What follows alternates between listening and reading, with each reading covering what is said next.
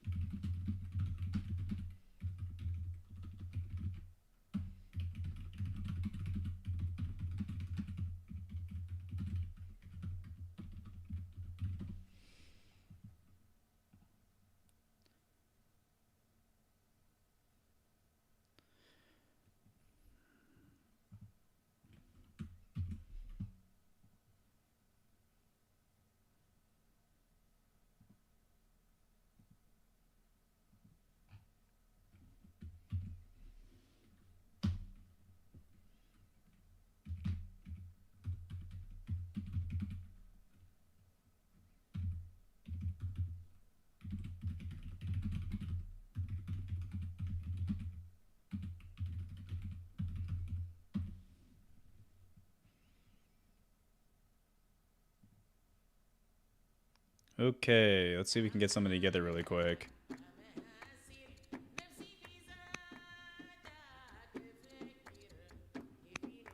Okay. Oh boy. I think we're live. All right, someone's gonna have to let me know. But I am going to be jumping in and out of chat. But hopefully I am up.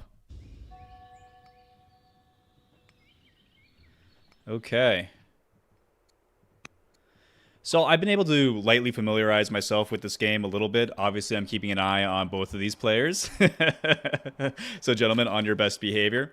We are going to be potentially going up against one of these guys. Ninja is standing in the way of the winner of this match before they get over to playing against myself. So yeah, I went to jump online to see whether or not anybody was commentating this game. I didn't see anybody. I'm like, well, shit. I'm already working from home. Might as well blow off a little Friday night steam. So let's go ahead and get myself a little bit more familiar with what we're working with. Switching on over to Hazard, playing the heavily meta-favored Carthage. Doing a pretty solid job of expanding. We are looking at a difference of 5 to 7 cities. So Rome doing a phenomenal job of doing Rome things and expanding heavily. Nice to see them being able to take on the Carthage role and essentially taking over the majority of the map. That being said, military score-wise, are they being able to keep up? Just as well. Very strong showing out of the Roman player, all things considered. So I'm actually really excited to see how this game continues to progress.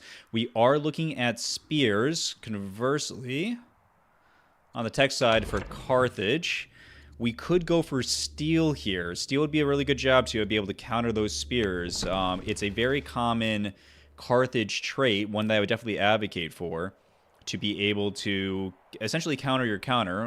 You'll hear that as a common theme from me.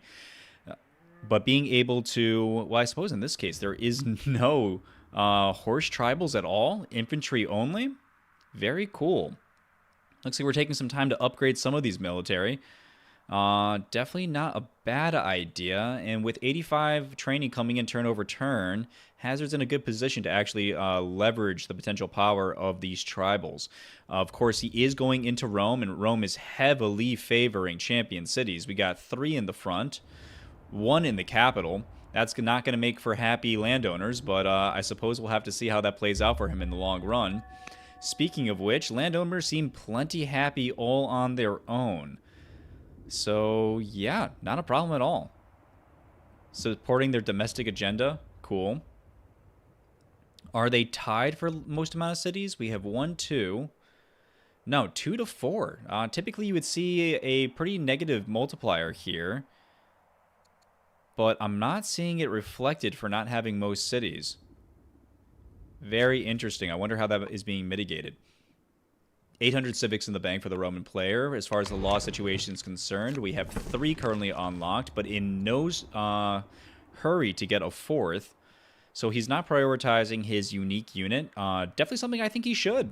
Unique units going into Carthage is definitely a nice little mashup. Obviously, the Legionnaire can be routed through, but their bonus to everything melee does certainly make up for that. I find that taking Legionnaires into Hattie, into Carthage, work out just fine. You really don't run into any issues until you start going up against unique units that are ranged. But a nice composition, some very strong units, and it looks to be still his original leader, who is a strict besieger and educated, but doomed now. So going to be giving the throne over to his judge heir. A judge should, in my opinion, again, be going for unique units. A little bit of a missed opportunity here, or perhaps he'll be pivoting into that later on, but turn 46 is certainly not too late to be getting unique units. It'd be stronger than anything he's currently showing, and certainly stronger than anything that his opponent currently has access to. Of course, the unique unit over on the Carthaginian side is lovingly referred to as the 6th strength tribal, so he does have access to 6th strength, but it would certainly be nice to see the this champion capital start to pump out some of these Hestesis. Roman paganism is doing its the heavy lifting here by maintaining some nice relationships. Looks like the champs could certainly use a little bit of help. 200 from discontent, missing luxuries, of course. But it's really just the disappointed nature that they have here with the oligarch is really holding them back more so than anything else.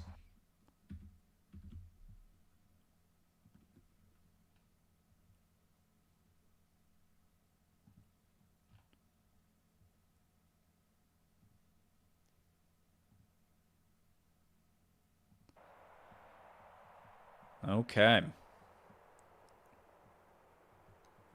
No state religion yet, but also no ability to get one. It doesn't look like he's in the works, and no one's even claimed Judaism. For the Roman player, he does not have access to husbandry either, although it is currently teched up to, so perhaps he is keeping his eyes on Judaism later on in the match.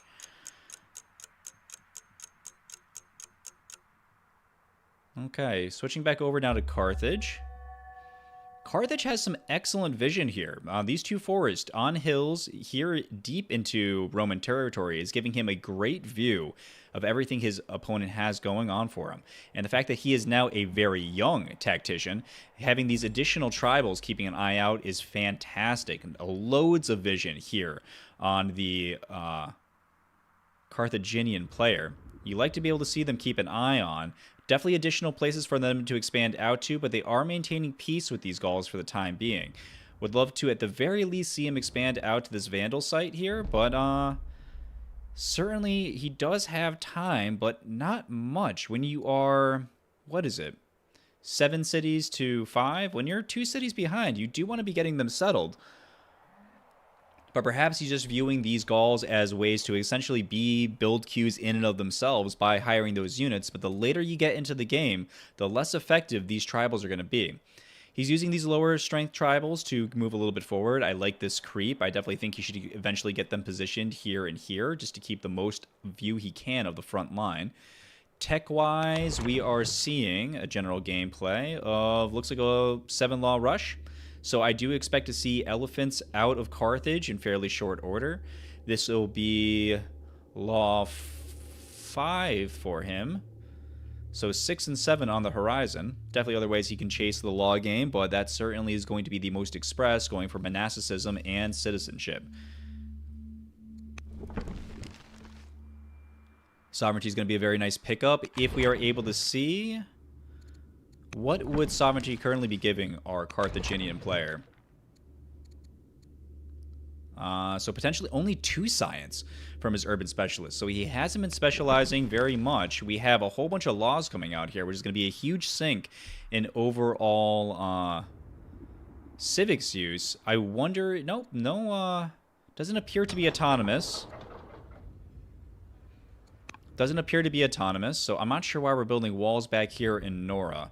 Seems like a little bit of a waste of stone in production, in my opinion. And he has plenty of other things that he can build. Certainly warriors, at the very least, would be useful, and he's teched all the way to spears, so more of those certainly wouldn't hurt. He is currently looking at the Roman player as being similar to him, but when you are similar as Carthage, with the majority of your forces being tribal, again, going into a champion player, that's not what you want to see. You want to see yourself be at least stronger, if not much stronger. Seems like obvious advice, but it is something that you can kind of fall into a trap of on Carthage. Carthage is a very strong nation with a very powerful early game. But if you let yourself fall into the trap of this false sense of security from the early power spikes that Carthage gets. You can fall behind on your civics production. You can fall behind on your troop production.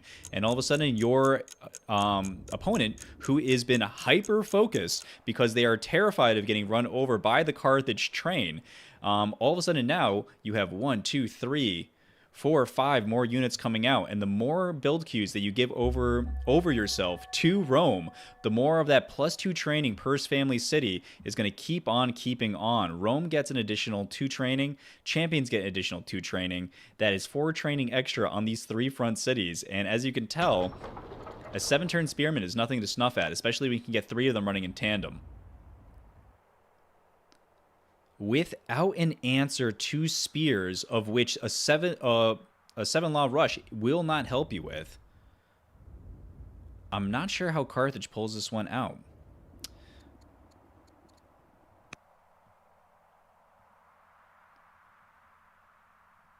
Rome is falling into a little bit of a pit here over on their food game. It is looking a little bit worrisome.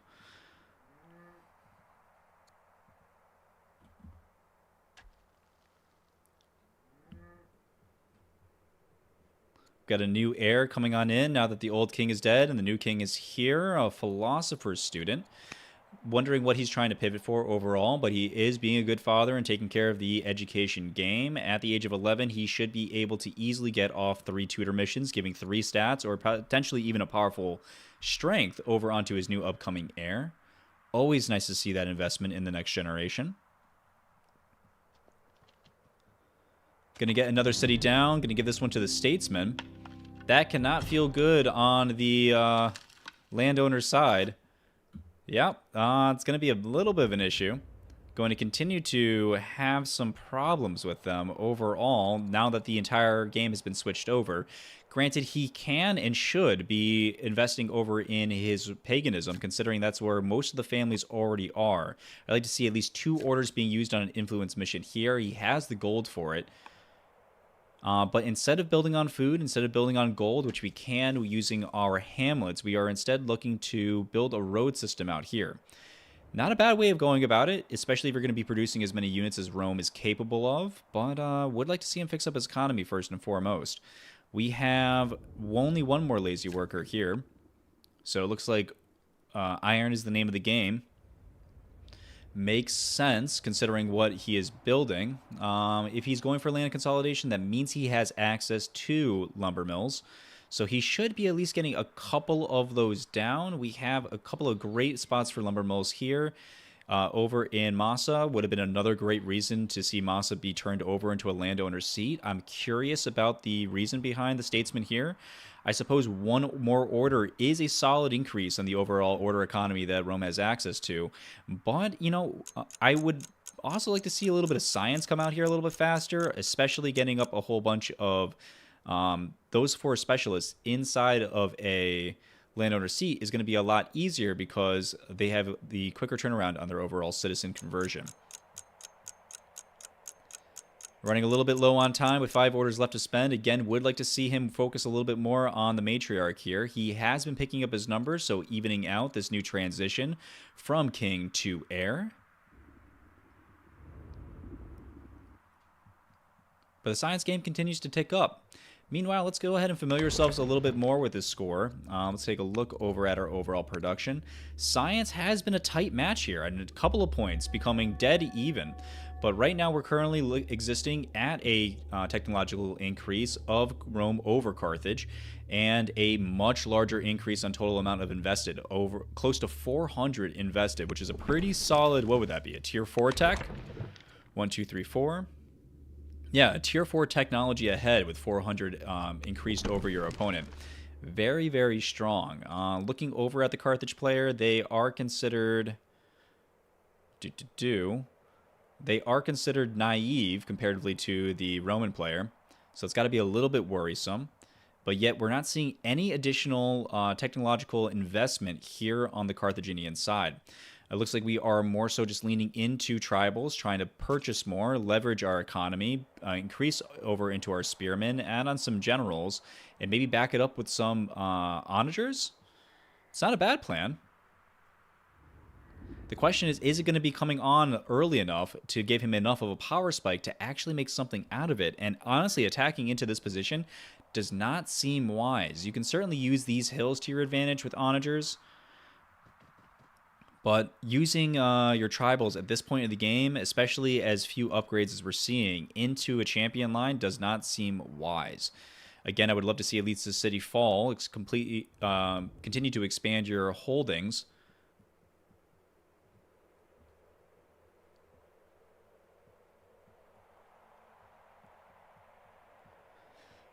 But now I've got a little bit more focus on what exactly are they going for tech-wise.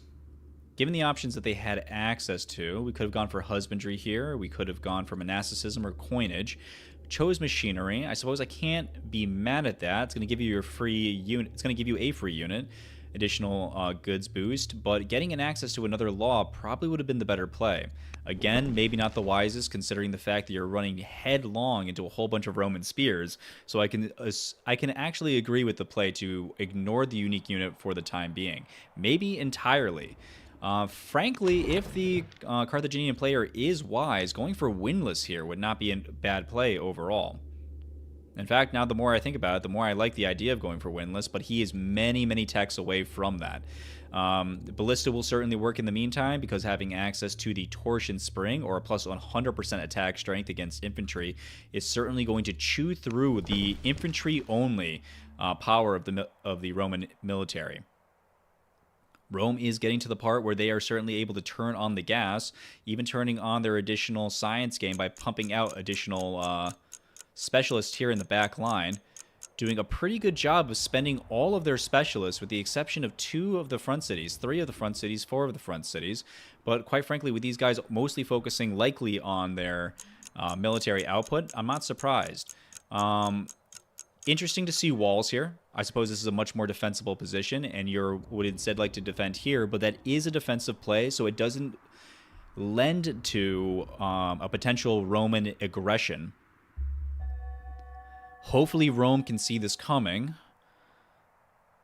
We are going for Land Con, a classic on Rome, and we will have access to some Stompy Boys, some access to some Camels. All very interesting. Rome. Look here, look here, look here, look here. Chop. Okay. Looks like we're looking to get a whole bunch more wood. Certainly don't hate that idea.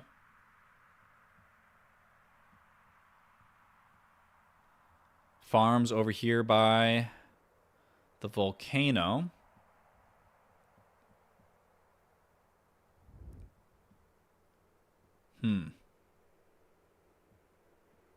Still no current investment in the Matriarch. Let's take a peek over at the Statesman City. Do they even have access? No. In either of the Statesman cities, we do not have a single shrine. So we're actually unable to directly have the family convert themselves. If your cities are missing, or your family cities are entirely missing a religion access, then they will not convert themselves in and of themselves. As we can see here, there is not a single pagan inside of the Statesman family. You can, however, get your matriarch over 100% in opinion and start manually converting them. It would be a good use of these civic surplus to be able to maintain relations here. If we are going to be using these cities to pump out units, which it seems like we may have... No, it seems like the majority of the forces that we're seeing, if not the entirety of the forces that we're seeing, are champion. In fact, I don't think we see a single statesman warrior, so perhaps we only need to keep them happy enough to not rebel. Meanwhile, over on the other side, you can see the difference in what a solid pagan religion game is going to be looking like. Some strong relationships coming out of here, maintaining this side, almost over 200, which is certainly going to give them a bonus. However, this family bonus is not going to help you at all with your tribals. So kudos to you for being able to maintain a solid internal politics. However, you won't be able to reap the same benefit from that investment as other nations would be.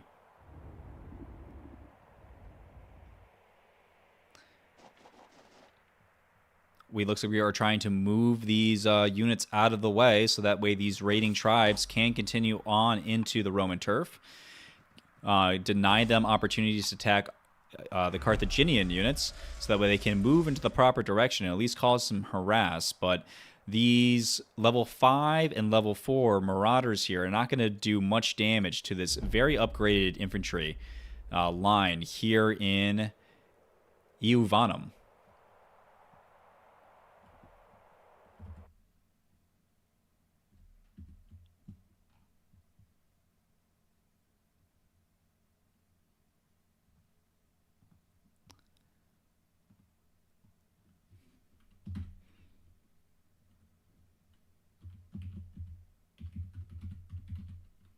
Hazard versus Anarkos. Okay. I am slapping this a bit together on the fly, so I do apologize for any issues over on our side. So please bear with me as we get everything rolling.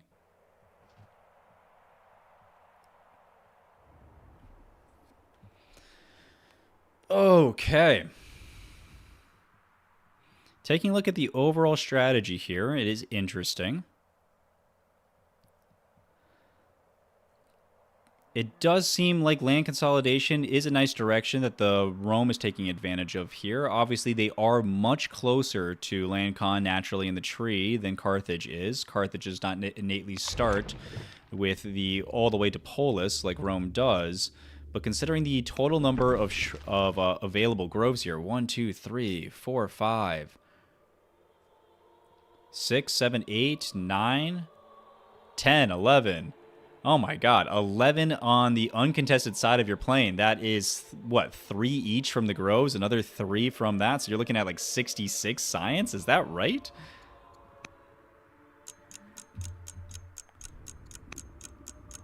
Oh, so 2 science each and another... I think it's 3 from the specialist, so that's 5 each. So you're looking at 55 potential science that'll be coming online for the Roman player. In 5 turns. We'll have to see how quickly that shoots up. Rome is already ahead on the science game, so pushing that lead even further is going to be pretty brutal if he finds a good way to leverage it.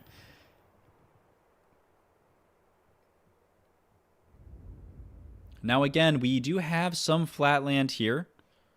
Down here in the south, this bumpy land here could easily be bunkered up. It would have been nice to see this city actually settled back behind this mountain range, so that way these garrisons and other buildings that you can build here at forts would hold this choke point, but now you kind of just have this city waving out in the wind. Don't get me wrong, again, I do think that Rome would be more than capable of protecting this area, and the mountains will prevent flanks.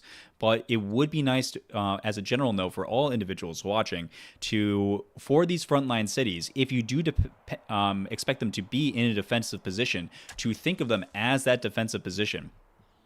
Again, we have barracks here, so again, if you had 2 forts here, the city set back on this back urban tile, a garrison out in front, and barracks here, that would be an amazing little shield wall for you to be able to close off this entire area and dissuade your opponent with very few troops to ever come this way. Honestly, 3 troops here fortified in this line would be more than enough to dissuade any potential tribal invasion coming from the Carthage player. But that still leaves you open here. Going for land consolidation, of course, is going to give you access to, again, these stompy boys and potentially these camels. Looks like he has the same idea with land consolidation coming down the line. 2 years until this hamlet is done. Flat land here for this camel, so that'll be up in 3 years, just in time for land consolidation. It'll be cool if he takes the time to actually get this all measured out to be very smooth, so that way he's able to start popping out camels here exactly in 5 turns. Comparatively to the amount of vision that we have far less vision and far less useful vision. All these units here in the shade are invisible to the Roman player, even though we can see them ourselves. So he is seeing this raid come through and these 2 units here, and that's it. You should be trying to keep a better eye on your opponent than this. So definitely some seesawing in the overall skill set for these 2 players. Carthage clearly leaning into their tribal diplomacy, into their scouting game, all of which I can heavily commend. But Rome is certainly doing a better job on the science and the raw output. But then again, that's just natural Rome things. Not necessarily the science, certainly the land consolidation rush. But we will see.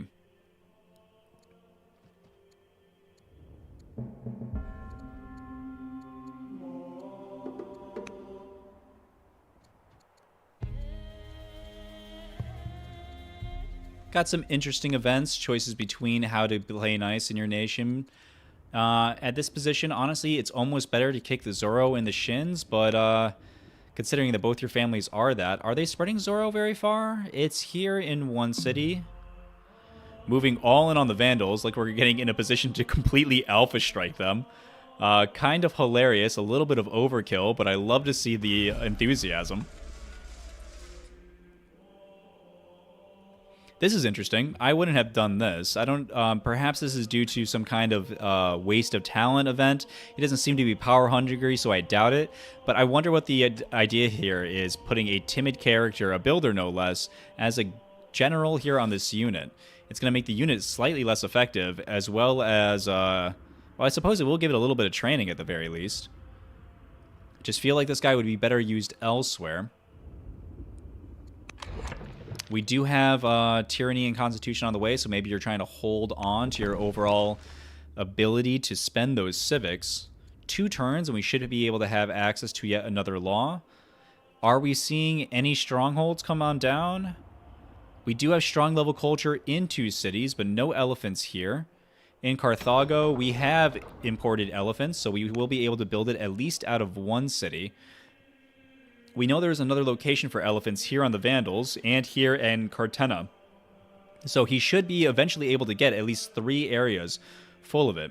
Stronghold is coming online, thank God. Do love to see it.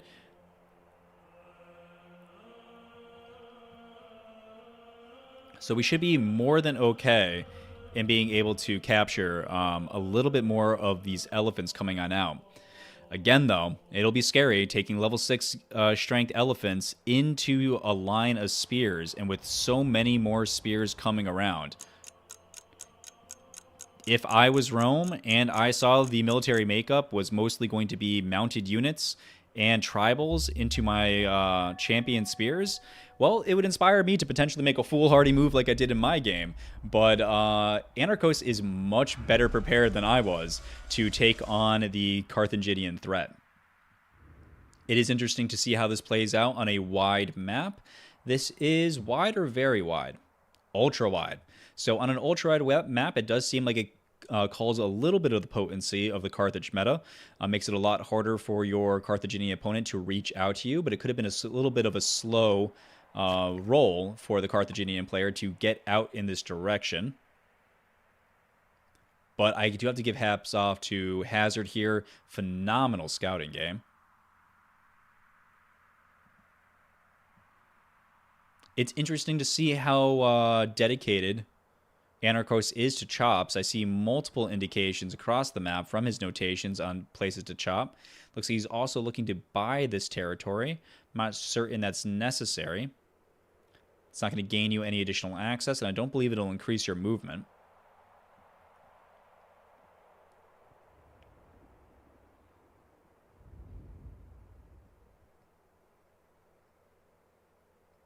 Is taking time to upgrade his spears over on the front line. Love to see that he's taking care of these very highly promoted units. They should be turned into spears. They should be turned into spears first and foremost, maybe even before you start building other spears. If you plan on going to war, technically it is better to spend the resources on new units as opposed to upgrading your existing ones. It'll lead sooner to a larger amount of military strength. But when you have units that are this strong, it would be a shame to catch yourself flat-footed, have to use them in battle, and lose them because they aren't at the highest strength possible for that unit to be.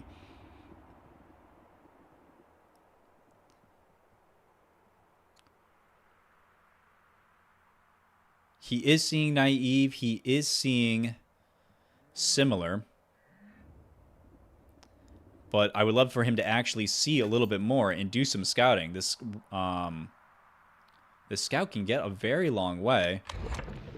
It looks like he does have this bottom portion scouted out, so he is aware that there is a forest down here for him to get into. Maybe even be aware of this forest here to be able to sink his teeth into. This would be phenomenal scouting. Although at this point in the game, considering that everybody's focusing on their cities, moving the scout in that direction might be a great way to get that forest chopped. But even being down here would give him a lot more vision. Keeping your eye on 2 Gallic sites, I suppose, is keeping a good view on his potential expansion, but you would be able to find that out from checking on the Gauls here and seeing that the Gauls are in a peace deal with Carthage.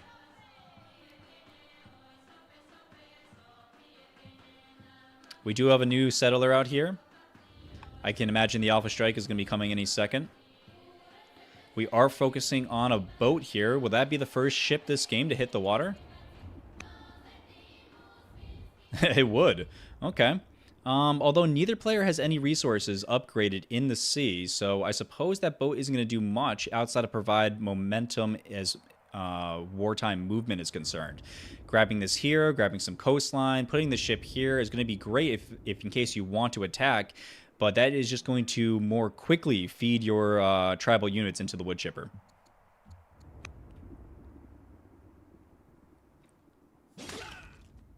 Here comes the Alpha Strike. Does it go down in the 10 orders? Doesn't look likely. Looks like this might survive yet another turn. Not a great showing for the potential power of the Carthaginian army, but it'll take a whole nother turn now to get this settler down and placed. I do think the best place for it is placing it maybe here, just to maximize the total amount of hexes that you have access to.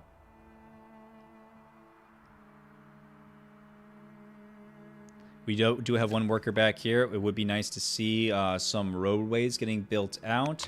We do have exploration, so these neutral land rivers will certainly be fine. And it looks like we have taken care of the roads elsewhere. So nice to see that early development take place.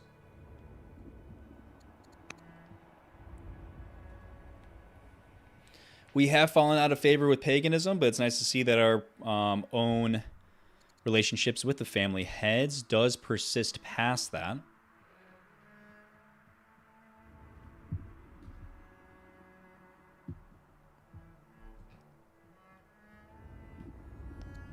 Taking a look at the rest of the stats.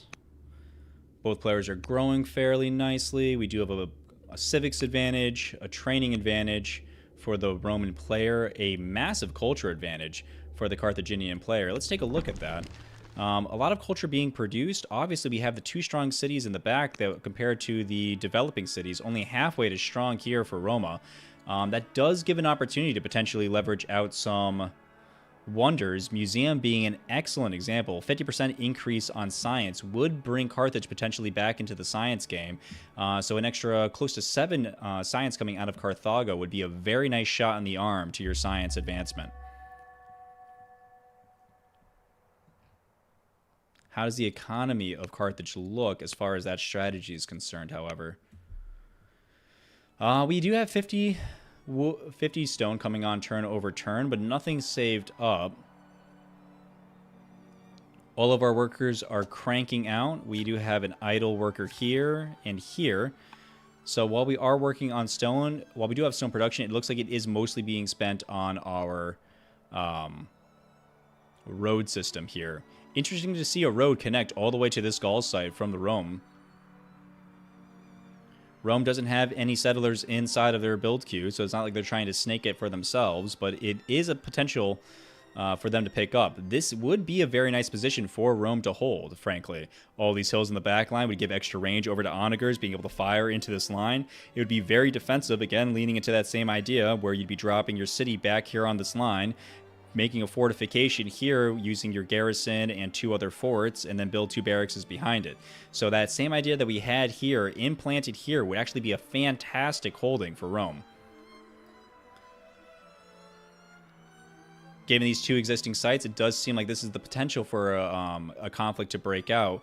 But with the walls being built in both players' cities, it doesn't seem like either of them is willing to cross this no man's land.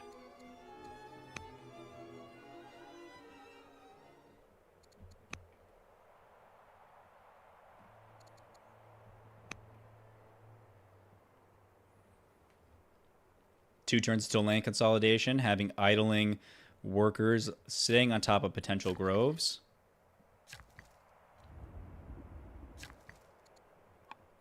definitely can expect to see at least these 4 get online pretty quickly. However, considering the amount of groves that we have, this chunk seems nice that it's in the landowner's seat, but these are in champions.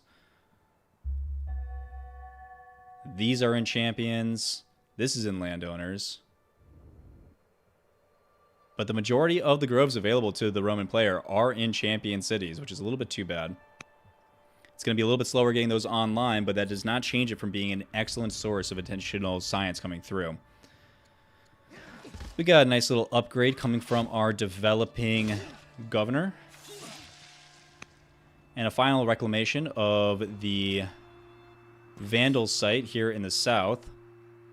The Vandals do still exist for the time being, but not for much longer. As soon as these additional units get carved out, we will get a nice little potential boon for the Carthaginian player. Although it is slow going. We do now have eyes from Rome here on this place, so we are not only seeing that Carthage is expanding out to the sea, but we're also seeing that for their expansive powers, there's not a lot of damage coming out.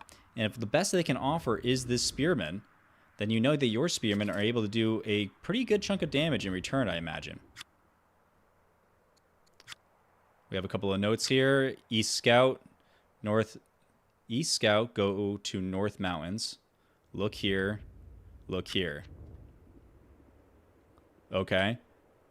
So he is aware that one of these skirmishers just jumped into these woods. He's pinging it right here to be able to come over, maybe clear these woods, maybe try to push him out. It'll be interesting considering the amount of forces that Carthage has here. And another rider's seat. I do think that's the correct play. You do want your military families where you're able to build out your mounted unique units. But again, I hope they don't hyper-focus on these mounted units because that could be a bit of a pitfall for the Carthaginian player. Savage Plague. All right. Scattering the Vandal encampment. Nice boon he'll be able to get. Poetry contest. And a flood averted. Alright. Nice to see. Always beautiful to see the natural wonders that come on through. And no tile damage, which has got to be very nice for Carthage. Well done. Leverage your economy to avoid disaster.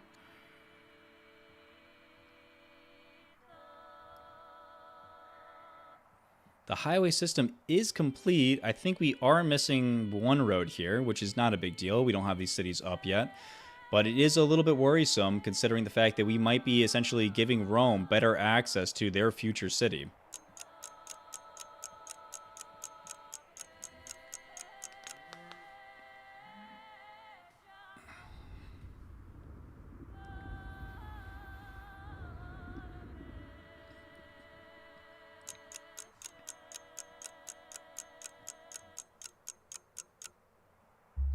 Popping back on over to Rome. We are 1 year now away from LandCon. Looks to be overall pretty solid.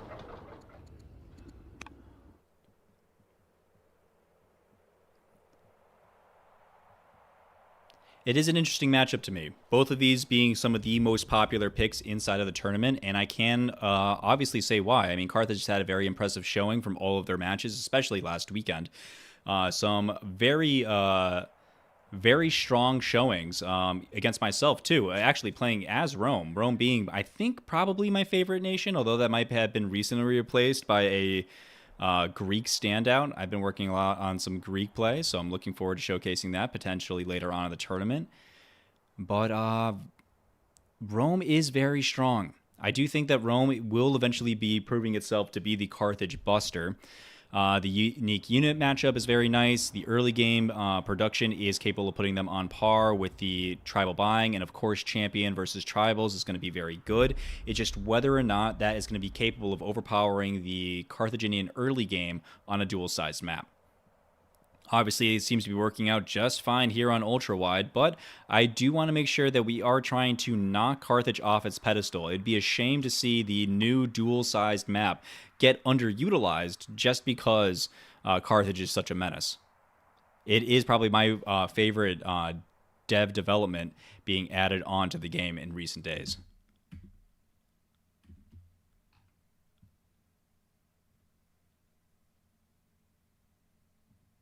How do I deal with the lack of orders in econ for Greece in a duel? I don't find that Greece has that many lack of orders. Don't get me wrong; they don't have anything necessarily built into their kit. But if you are rushing for Divine Rule and Serfdom, that certainly helps you enough in the early game.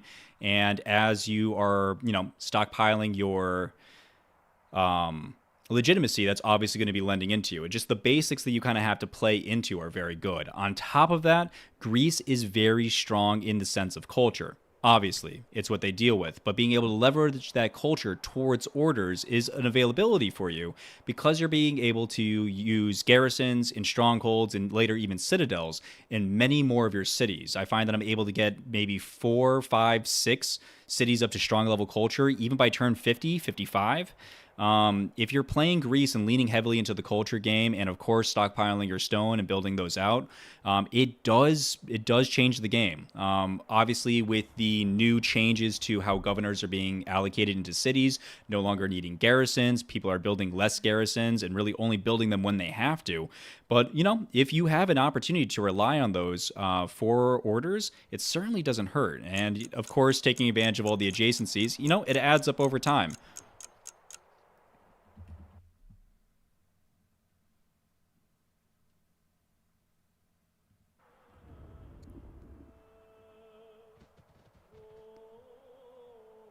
We have some more movement out of the tribes up here. I do wonder what this is for. Building more and more roads deeper into Roman territory. It is interesting to see. These skirmishers will be hidden, so they won't protect the worker. But I guess as long as you have this elite marauder, it will technically provide some protection. But it'll take 2 spears to knock it down, so I'm not certain what this is. You might just be providing a highway for the Roman player, frankly, here. And the last Vandal falls, giving us the Ebbing Spring event. Ebbing Spring being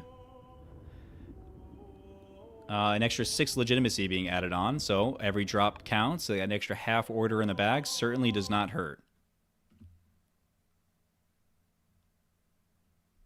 Oh yeah, that so Nick Pa, that is actually what I'm afraid of, that he is trying to go for a flank surprise attack towards him. I don't think he has the strength to do so. I'm not sure what units he thinks he's going to be bringing over to this fight, but he's going to be going up against archers and spears with not level 6 tribes. He doesn't have these training to be able to upgrade them any further, and I don't really see many more units coming on out. It is nice to see him continuing to focus on his science game, to continue to focus on his culture game here in the cities that will be making his 6 strength units. But again, 6 strength mounted units going into spears is going to be a rough time.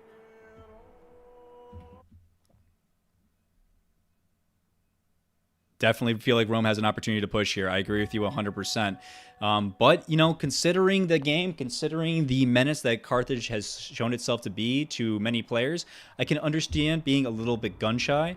There is always the classic words of wisdom coming from Alcaraz that when you are ahead, get more ahead. But I agree with you. There is definitely an opportunity for him to push here, at least to try to test the waters and push on these sites. He can see these units up here, even if it's just these 2. He doesn't see this one particular unit, but it's not like any of these provide a threat. Even if he does come around and try to do some harass, I'm not certain what that will accomplish. There's no units over here, and it does seem like he's kind of getting willing to move into that direction. If anything, this will entice Rome to come up here, contest this, and then once the units are out here, as his scouting will see maybe very little reaction, I can see him maybe going to grab this site. And like I said, maybe grab this site as well, just to deter from any additional distractions that he might have. And by doing so, he will then inherit this nice little highway that Carthage has provided.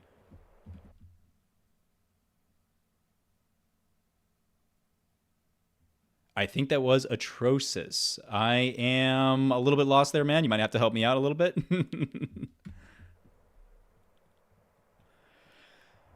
Okay. Tech-wise, as far as the Roman player is concerned, we are now grabbing Husbandry. Husbandry is going to give him access to some additional orders, potentially going on for some routing units. Frankly, if he adds chariots to this mix and he doesn't push, then I will be here chomping at my own bit, deeply desiring to see a little bit more action coming out of the Roman player. But that, again, is coming from your local warmonger that just early aggressed himself out of the winner's bracket of the tournament. So, okay.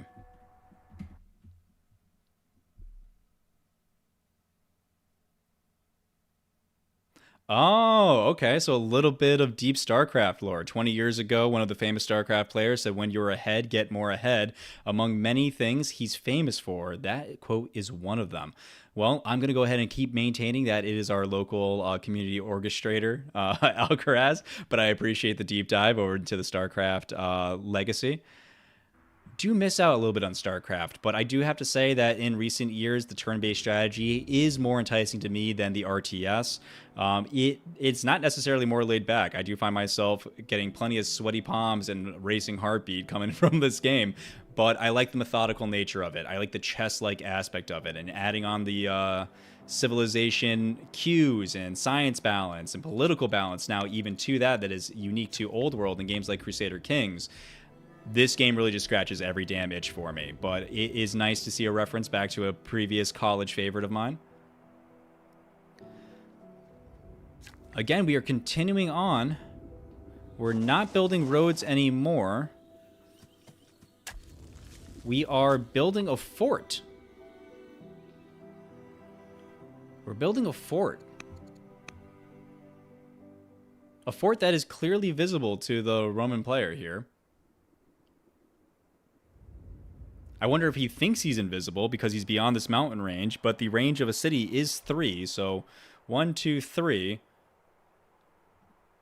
Or I suppose in this case it's 1, 2, 3. Or I suppose maybe it's 4. Yeah, it looks to be 4. 4 spaces out from your territory turf looks to be revealed, so for anybody trying to do some sneaky plays, I guess the fort should have been up here, but I'm not certain what this is meant to do. If he's looking to maybe come up here, claim these 2 sites, and expand further? Do we see any more settlers coming out? We do not. African elephants, again, I think is going to be a little bit of a baiting himself here. He has plenty of vision. Plenty of vision. He should be able to see that there is nothing but spears inside of his forces. Spears everywhere. Spears just lagging around here in the scrub. And if he's got that many spears hanging around in the background, you got to believe that his forces up here concentrated in the front, where he can see one of them here, are going to be predominantly spears. And, it's Rome. He's going to be able to churn nothing but more of them out. Although, I suppose when you have access to a quicker level 8 unit, that is something that's just very enticing to you.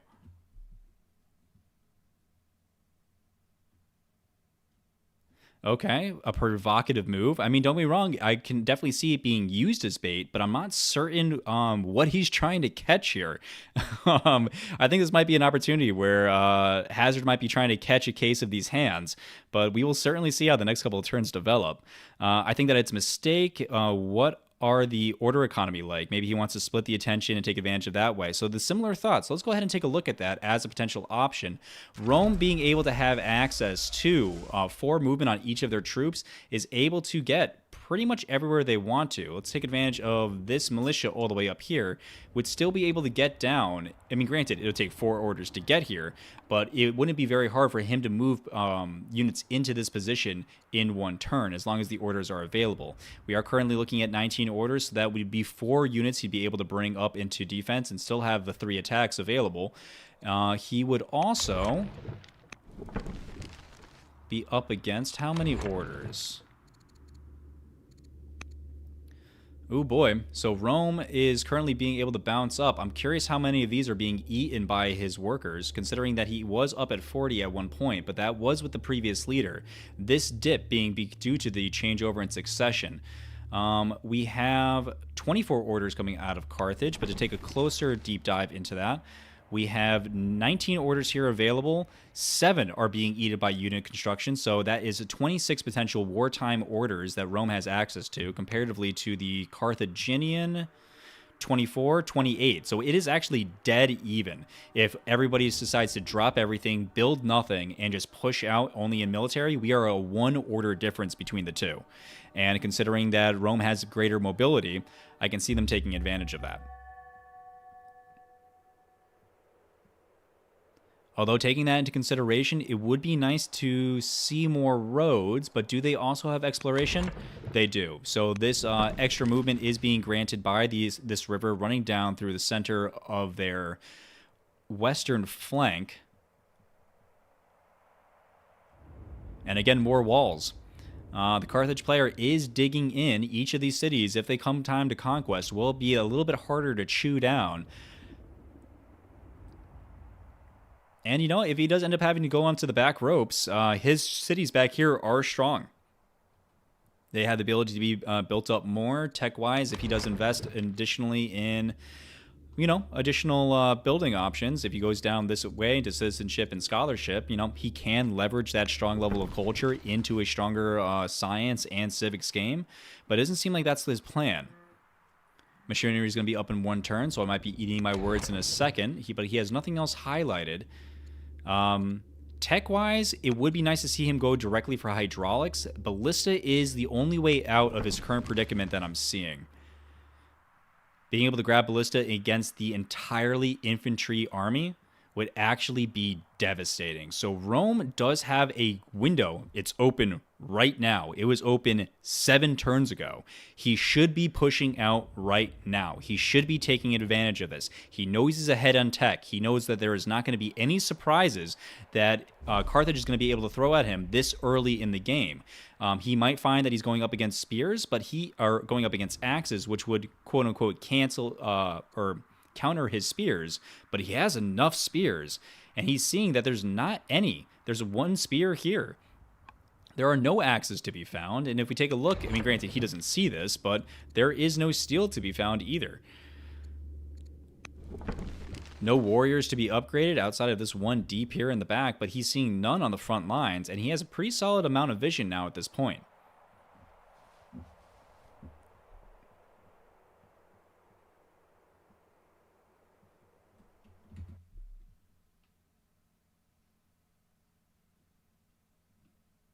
Nick Pa was Rome waiting on.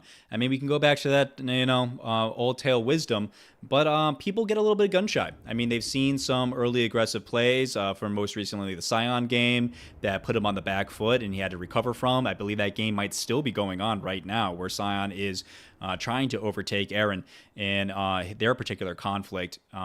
My game itself, you know, fell flat on its face by trying to go jump a little bit too early. So I can see from seeing other games and seeing how maybe a lead can slip from going too early in a conflict might have some other players gun shy.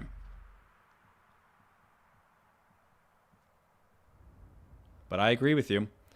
Definitely should be looking into it. But now, you know, they've caught up. They're officially competent back to each other. And that's not going to go anywhere as soon as they grab machinery. So the tech-wise game, he has no indicators and not a lot of vision to be able to determine truly that he's going to be in a better position. But obviously us being the omniscient inside of our piece here with the Gauls here on the Carthaginian side, which does raise a little bit of an issue. Previously, one of the saving graces could have been a potential event that gave them a tribal alliance. Now, granted, it wouldn't be everything. It'd still be tribals going into champions, but at least that would be more units that he could direct in that way. It would be order intensive to drag these units out to the front, but once they are in line and able to see the Roman units, they would just spend turn over turn attacking on their own. Need to see some healing here on the very few units that you have. Rome, if they were feeling feisty, could march right out here. Oh, and we have switched over. We no longer have our tactician. Must have passed. Yeah, I'm not seeing. This is a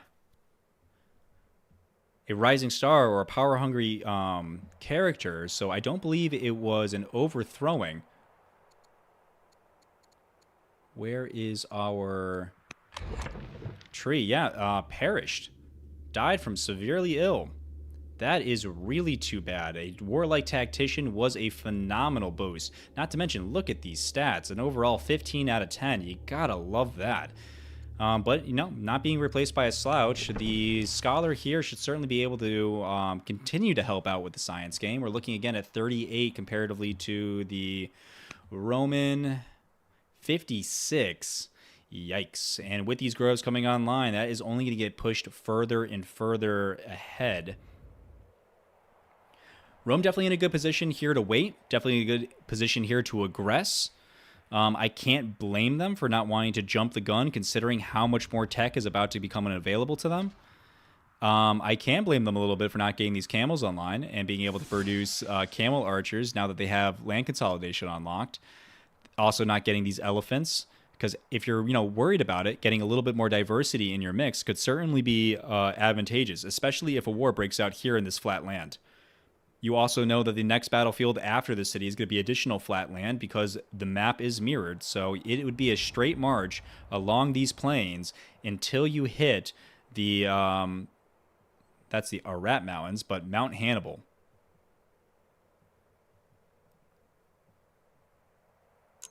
We have 4 more turns left on the stealth now that these units have lost their ability to remain stealth from their tactician leader.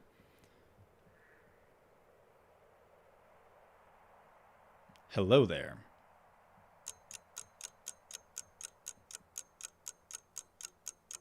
Oh man, yeah, groves coming down all over the nation. Just to take a quick count of that because I'm curious. We are looking at 1, 2, 3, 4, 5, 6, 7 groves coming online in the next 1 to 3 turns, 1 to 4 turns. So that is going to be 14 science alone. Pretty close to above or exactly a 25% increase on his existing science game, or even more of that comparatively to what they have in store. We're taking a look. Influence Fabii, I agree. Buy, sure. Yeah, if you wanted to get out here. Does he have... Yeah, he does have serfdom picks, so colonies was not the way he was able to purchase out here. I wonder how he got this. Maybe he switched over recently. Rome says sneaky. Rome says hello there. So he is identifying the places that he, can clearly see the peekaboo strategy.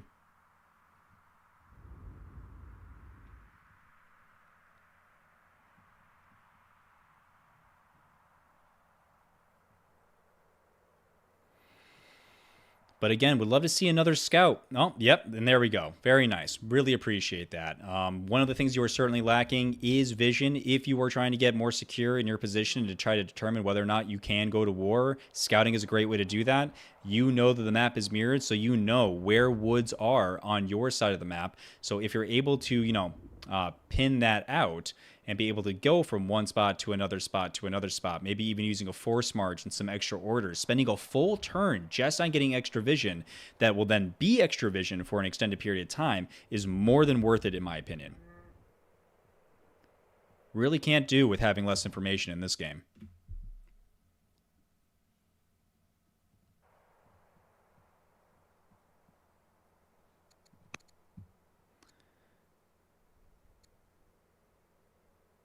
Do have some serious discontent in here. The Roman position of one thing that they might be holding them up a little bit is their internal politics. Certainly not great. Hasn't been great since the new king took over.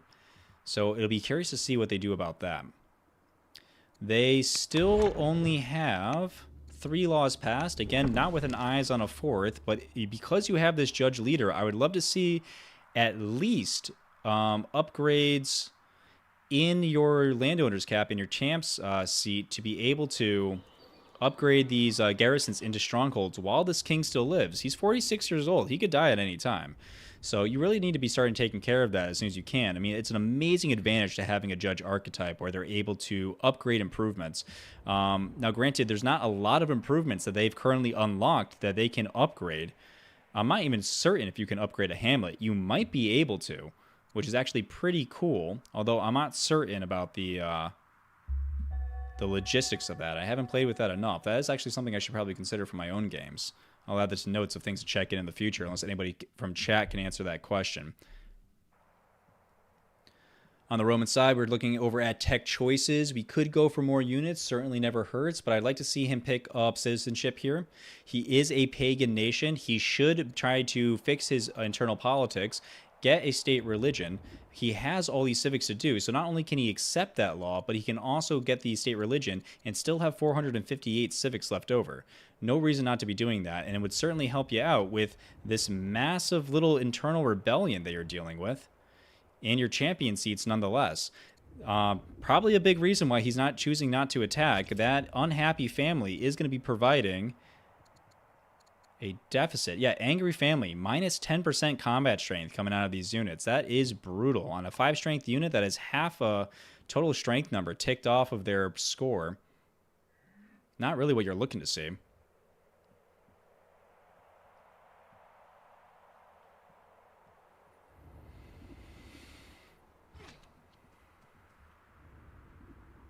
Slowly chipping away at this rebellion. One unit finally bites the dust. Should be able to clean up this second unit, the spearmen, over on the next turn. But with all of these pillages going through, that's mines going down, that's orders going down. Certainly not helping you. Now in negatives on all of his families. And we're going for composite bow.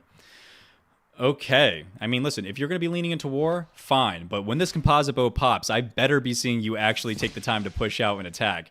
Otherwise, if you're going to sit back on your haunches and just have extra bows in your back pocket with no reason to utilize them, you should be instead focusing on getting your 4th law out, getting your 6th level strength melee infantry out, which are phenomenal in general. Not to mention, they'll be great going up against their 6th strength unit, all things considered. And on top of all of that, it'll improve your internal politics, which is clearly your biggest pressing issue right now, which should be your on your forefront. We are holding court.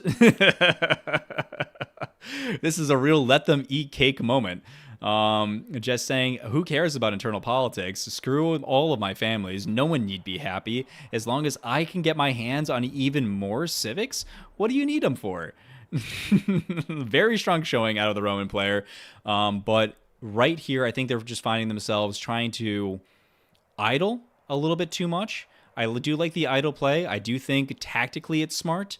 It does not satiate my personal bloodlust, but again, that has gotten to me in more trouble than it has gotten me out of. Moving his units around, not bringing up additional backup. He should keep these 2 spears probably planted into the back until at least he can drop this down below 100. But hopefully on the next turn we see his king actually start to do some influence missions here. Disappointed with the king. No influence. No influence. Ugh, a bit of an issue. A bit of an issue.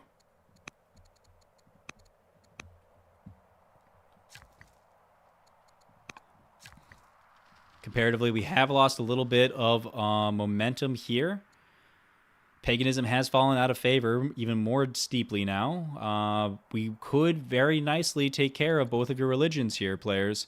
Would like to see a little bit more focus on the internal politics, especially taking the time to econ up this much. You are preparing yourself by econing to eventually go to war. That's how multiplayer games end. You will eventually come to blows, and at that time, you want to make sure that your family is rah-rah right behind you, making sure that they're boosting up the military effort as much as they can, as opposed to dragging you back to the capital in some cases to deal with rebellion. Deciding to now start chipping away over at the Gaisata, even though these units will eventually keep rotating out here to poke over at Rome. Chipping a little way at the city, definitely raising some discontent. Certainly going to be helping out the Carthaginian player by hurting the opinion of the Roman players, champion family. And considering that is the majority, if not the entirety of his military, sounds like a good strategy to me. I'm not sure why you'd be chipping away at your own units here. These are essentially working for you.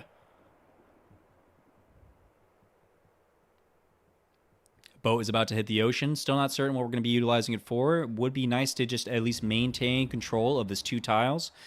Having 2 boats is probably pretty much all you're going to need. Wouldn't be surprised if Nora pumps out another one right behind here. You have the resources for it, but you are getting a little bit strapped as Carthage.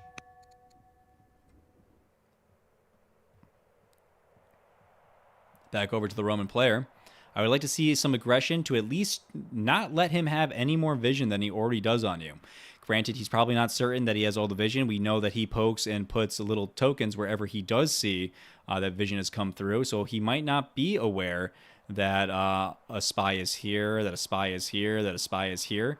But it would certainly be nice if we saw some additional chopping effort. Granted, his workers do have bigger fish to fry, so I'm not too upset with how he's choosing to spend his orders and his workers' time.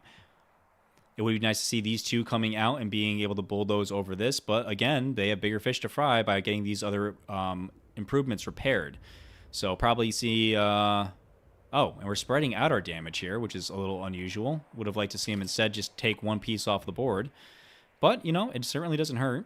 Can always chip over at everybody, but this is just another opportunity for both of these units to potentially raise discontent inside of your champion city. More spears coming on, more slingers coming on, more vision coming out, walls finally getting formed. But again, we're coming back to idle, but it does seem like he might be considering a push, or at least considering a push, considering that scouts are coming out. Do you like to see it? We'll be curious as to what he's actually able to get his eyeballs on.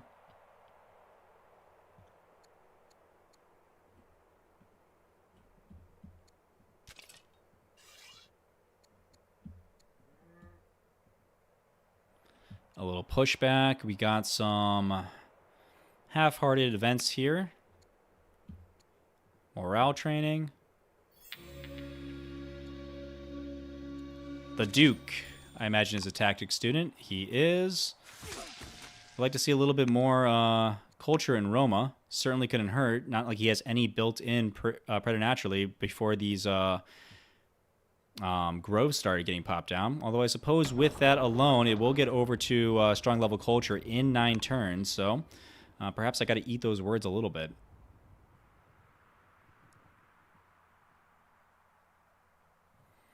Just watching this science score shoot up,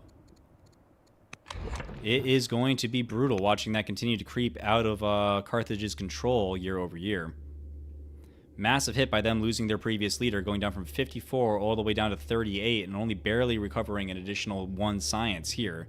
So a very stark difference in their overall scientific output right now.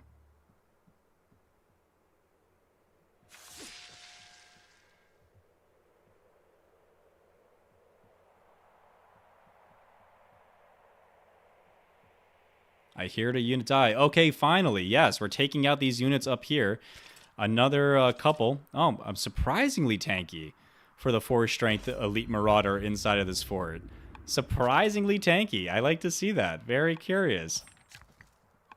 Are we working on another fort up there?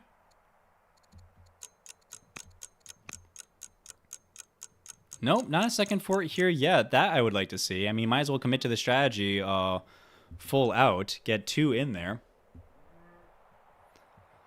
Lost a spear for our troubles, and 5 damage is going to be coming onto each of these units, but he will be able to heal inside this fort, I do imagine. So that is very curious. I like that. Funneling more units directly into this city out here in the front lines onto the Roman player.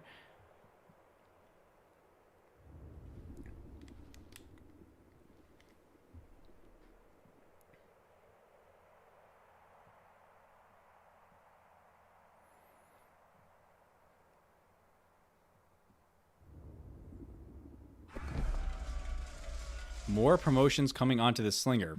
Amazing promotions. We do like to see a marksman into Eagle Eye into marksman. Makes it very, very strong. Tracker is also very good, but more important on the front line. And Heckler's fantastic. Definitely a great unit if you are able to get your hands onto a Zealot. That extra range and that negation of the distance modifier damage.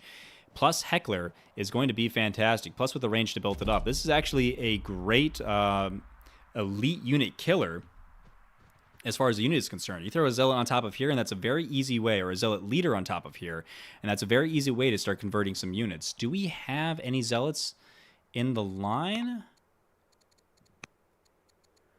We have the Prince coming out here. I would like to see either a philosophy or a tactics student here.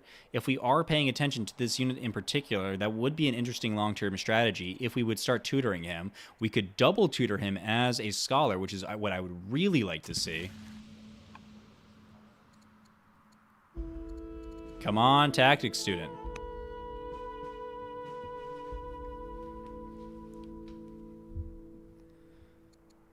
Tactics student going in. Composite bow is a tech that's able to be grabbed right now. We are instead going for goods boost, which is not what I would like to see, especially with this awesome slinger right here. Getting your hands onto bows would be a very good way for you to level the playing field between yourself and your Roman opponent. It is shocking to me that they are still similar, considering the massive amount of spears and then just the few units that he has here. More forts getting put down, so less of aggressive play and more a defensive play coming out. I do like the use of forts. These forts are in very strong positions. They are very good. Across rivers, placing your ranged units in here, having to get attacked from over is going to be very strong. If you get another 2 here and place a ranged unit up on this hill, that's going to be a very nice defensive position. Units will be able to come around this river bend, so it's not going to be completely safe, but it certainly isn't going to hurt.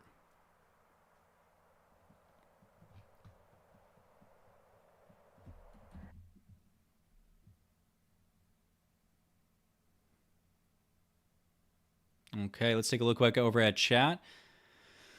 That angry family is huge. Yeah, definitely poking away at his overall strength inside of the Roman city. Hazard has amazing scouting. Don't know if his play reflects that. Maybe? Well, I mean, to be seen. Scouting is certainly an excellent part of the game. It's certainly something that I myself even need to improve on. So I won't begrudge another player who excels at a part of the game that I don't. Hazard also makes CR. What is CR? Also makes CR. I don't know. I'm sorry. Hazard makes great use of terrain when sending in a harassing force in. I wonder what he plans to do for those elephants. But it's very passive. If the battlefield is at that fort, he will be down at least 2 cities, which is rough. Yep, I mean, he's down 2 cities right now, and that strength is only being shown by the overall production coming out of the Roman player.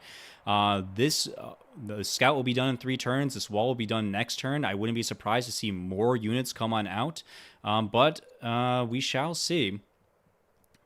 Despite all of this time, despite all of this chance to get your economy up, the economy coming out of Carthage, even in these times of peace, is still severely lacking. We are grabbing more barracks, which are going to chip further into our iron reserves. As much as I do like to see the readiness increase for the Carthaginian player to be able to pump out more of these existing African elephants, again, you have the scouting. You are seeing all of these spears. These elephants are not going to save you, and chipping away at your economy further and further and further is going to be kind of difficult to come back from, because you're going to find yourself where you're able to make onagers and make your African elephants, and then your economy is going to die out in what? The purchase of 2 more onagers? Not even, because you're already out of stone? You have 5 years before your next queue comes online, and you're not going to have enough iron to even keep this elephant production. Oh, I guess it's wood and food, but your food production is worse, the worst. And we see not a lot of food resources out here. The farms that you do have, this barley, are fantastic next to the adjacency of the granary. But we need to see more food. We need to see all these lush tiles come online. I would like to see a very concerted effort coming out of the Carthaginian player to turn breadbaskets into everything with a river. Do we have access to husbandry? We do not. But not this most important. But still, all of these lush tiles, everything, especially next to a river, should have a farm on it at this point. Because if you are choosing to lean into onagers, not onagers, but African elephants, which again, I don't think is the right choice. But if that is the choice that you're making, lean all the way in. Alternatively, I would like to see all of these areas next to mountains and volcanoes also be churned out stone cutters, because if you need 100 stone per each one of these onagers, which is going to be a huge, powerful bonus for you, I would like to see that actually get turned on. Additionally, we would like to get forestry, because if we are going to be leaning into elephants and onagers, both of which cost wood, if we are using goods boost to cycle through the deck to get over to hydraulics, no, actually he skipped over hydraulics. He's using goods boost to skip past hydraulics. This right here, ballista, is what you want going into this fight. I can understand the desire, seeing flat land, seeing your African elephants, having your 6 laws, knowing it's possible for you to go for your 7 laws fairly easily, but you're not even going for your 7 laws. I think I am decidedly saying that Hazard is lacking a little bit of focus right here in the mid game. Onagers are the right play. Going into ballistas past onagers is even the better play. That would slam the book inside of the face of Rome and stop any potential window that they had. But every second that you are delaying a counter to their massive forces and not playing around it, but rather playing into their hands, you are extending the window that Rome currently has. You are lucky right now at this point that Rome has chosen to be passive. They shouldn't be. They should have already aggressed out and seen very quickly how much stronger their military force is.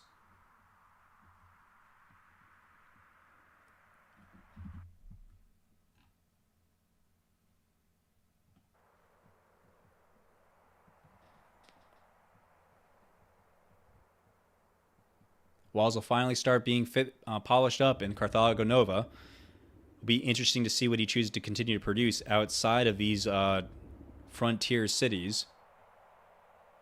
Gauls are still at peace, so we are being able to maintain that, creeping up a little bit. But it's just your lengthy peace and the ambassador holding it in place. There is nothing else going for you as far as relations are concerned.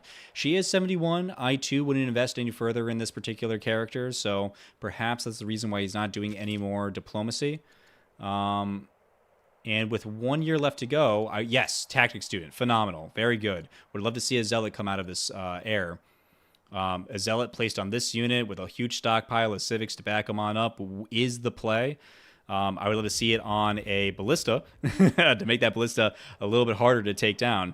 Or, even if you're able to get your hands on a tactician, would be phenomenal on a ballista. So that way you can keep it hidden inside of these woods and really creep itself all the way forward, a tactic that you seem to be very happy with, utilizing it in 2 places. They're letting them get both of these forts down for Rome. They should strike now. They have the availability to at least get in here. I wonder what the holdup is. Would like to see this aggression, because right now you're actually letting this player get a stronghold up here in the north. Too much passivity out of Rome. Rome is an aggressive nation. It is my favorite aggressive nation. And the gods are punishing you for your sins. 1 year left over on this fort. This unit will be coming visible at that point. Rome will be aware that now 2 units are in forts up here in the north flank of their empire. Probably no vision on this road, so they don't know that this flank is truly a flank. It'll be interesting to see how Carthage is able to leverage that into the late game, but seeing the military makeup that they're bringing to the table, onagers will help. Onagers will very, very much help, but I would love to see ballistas here. The goods boost does seem like a bit of a waste. 50 science a turn over into hydraulics would be 12 turns all in all. You've already put in, looks like over 2 turns here.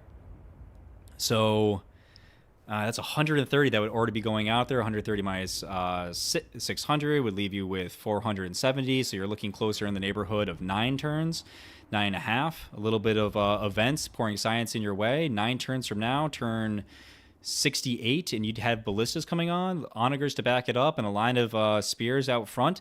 That is a powerful military mix. That is something that I don't think the Roman player would be able to contend with. Even if they were to grab their unique unit, which I think that they should, that unique unit would also fall to the Torsion Spring promotion.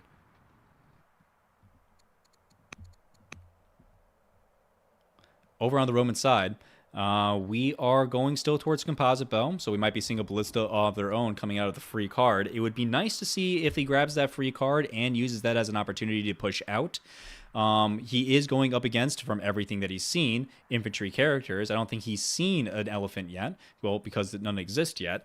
More onagers coming on out. So it's nice to see that he's building the right units. He is grabbing these elephants, not the right unit, but these onagers will certainly suffice in the upcoming fight if he does protect them properly and does a creep. We have composite bow coming out, but composite bow is not spoked wheel, which is what I would prefer to see him start building here. But it is my guess that he's probably leaning more into ranges, trying to get more production out of his cities, trying to push that lead ahead, and it probably won't feel comfortable attacking until he sees that he's officially stronger.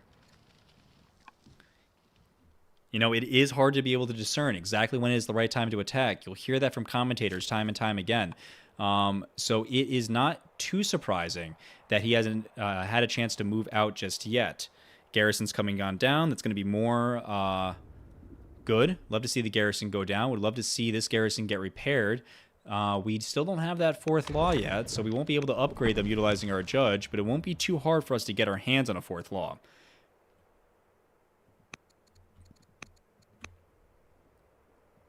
Switching back over to Carthage.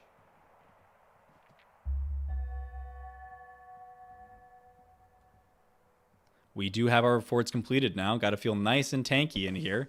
But with, I mean, the Slinger alone is able to do a lot of damage. 8 damage coming out of here. These units, even in these forts, are not going to be enough to hold.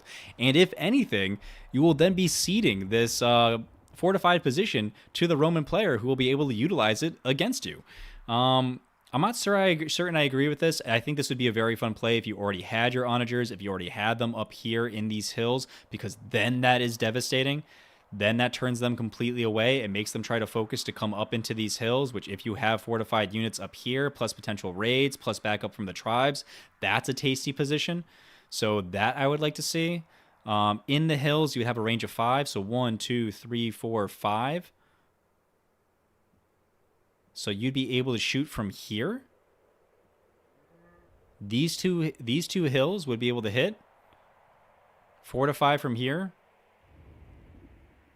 Shoot 3s over onto the city. Could be really funny. I think we can actually probably expect to see these onagers probably rotate out that way. If we see them come into the flat land, well, you don't know that they have any cav units, but if they do, this is not where you want your siege line.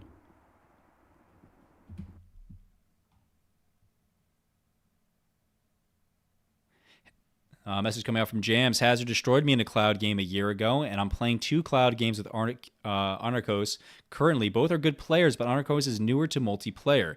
I'm leaning slightly towards Anarkos. I, in this position, agree with you, but again, it is going to be contingent, as far as I'm concerned, as to whether or not somebody starts to build into a counter here.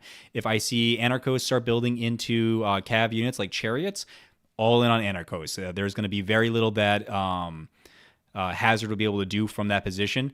If he pushes out now, it's Anarkos. But if Anarkos continues to wait around and Hazard's able to pick up on the fact that ballistas are a complete counter to everything that Anarkos has on the board, then that window closes and the pendulum swings back in the favor.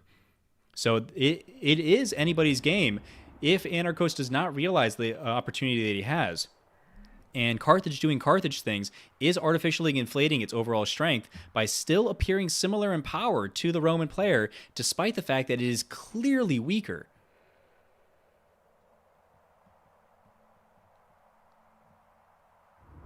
We'll see what he does after this goods boost. It is going to cycle everything I would like him to get back into the deck. I would have liked him to get composite bow. I would have liked him to get monasticism. I would have liked him to get hydraulics. So that will all go back into the deck in lieu of all these other techs. Coinage is no good here. Phalanx is at least in the right direction of a law. Husbandry might help, but not really, because you don't want to get more chariots after that to be able to feed even more mounted units into that line of spears. Drama will help if in case you want to go for legendary culture and maybe go for some wonders. There are Circus Maximus and Colosseum both in the game. So those are certainly very powerful, but I don't know if waiting longer and delaying any further power spikes is the play for Carthage. Carthage needs to start focusing on getting its military strength up higher. Yeah, hydraulics is just very clearly the way. Hydraulics would make a very sad Rome.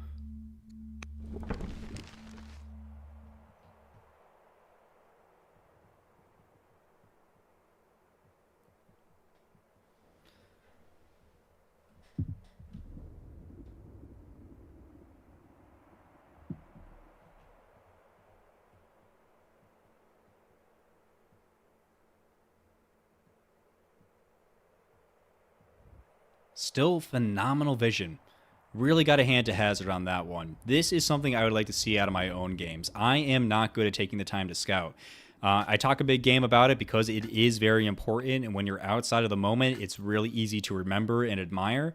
But I know a lot of players that we are not seeing scouting inside of their games as much as they should be, and that is one of the most discernible differences that I see between strong and weak players. It is certainly a skill that is easy enough to learn, but in the moment, under time pressure, under the constraints of multiplayer and trying to figure out exactly what to do at exactly the right time, it's easy to forget. But we'll see. Ooh, random rebel slinger out here in the woods. Is it accompanied by anybody? Nope. Not even sure what creates a unit all the way out here. Not certain of what event that could have been. Very curious. Goods Boost coming on in one turn. I'll be curious to see exactly what tech path he goes. Goods Boost is typically really good to grab, like all free tech cards, because of their cheap cost, to be able to cycle back through the deck to be able to get to something that you actually want. We don't see anything currently pinged inside of his tech tree, so we're not certain what he's going for.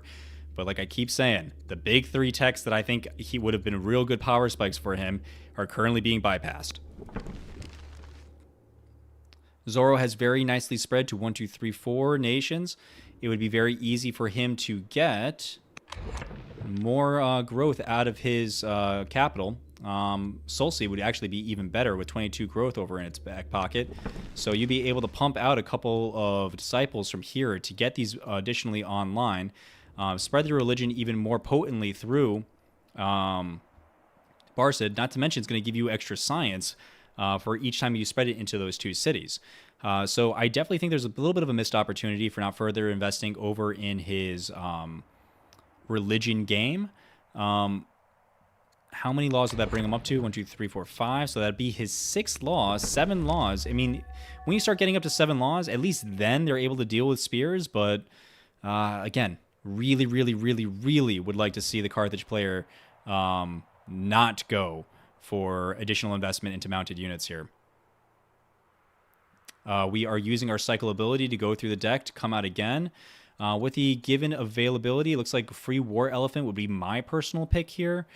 Phalanx would be a nice secondary option, but we're going for Husbandry. Oh, no. Okay, so let's see. Husbandry is going to get you access to half an order, a full order, 2 nice chunks of food, so I can't argue with that very much. But what else is it giving you? It's giving you 20 food in an order for 2 turns of science. Don't get me wrong, that's a nice little turnaround because you'll be able to flip it back over to the other side. But at that point, I'd rather have a War Elephant. You're spending the same amount of science on it. No, you're spending more on the War Elephant, but golly gee willikers. I think I would have to say that is the wrong call there. Got some chops coming out. Okay, nice to see that Carthage is taking big advantage of being able to chop out a whole bunch. I'm curious as to why I can't see the vision of this worker. Seems like it'd be a little bit of a glitch over on the commentator's side. We're getting additional upgrades, attaching on additional Well, just as taking an upgrade here. Looks like we're grabbing tough. Never bad to have on the front line for somebody in a fort. Certainly a good call. We're back up to a nice position. We are officially back to pleased. Still with the same queen here, but the influence mission certainly had its nice regard. We are influencing yet again another oligarch as opposed to tutoring the child. Is anybody tutoring the child? No, we have a oligarch here that is not doing anything and not tutoring the child. We have a scholar who could be double tutoring the child. Oh man. So this is a cardinal sin to me. Now, granted, everyone has differences of opinion. I know that Scion also neglects his children, so perhaps he will tell you differently. But for me personally, I cannot abide the idea that you will not be trying to squeeze every ounce of potency out of the person that's going to be assuming the throne. There is nothing more devastating to your overall military efforts, to your overall scientific yada yada efforts, than foregoing, especially under a scholar, what could be a total of 6 additional stats being thrown onto this prince. He is already ruthless, which is phenomenal. As far because one, it doesn't count towards any of your strengths, it is considered a weakness, but I am not so certain it is. I don't even hate the bad events that come along with it. For the cost of a little bit of gold, an extra 2 courage in my back pocket is very tasty to me. So I would love to see him double tutor up the prince here to be able to utilize him in any potential war that's coming out, especially if you're putting him on tactics student. If you were to get again a zealot here on a torsion spring, a ballista, I think you could have a lot of fun poking into this Roman front.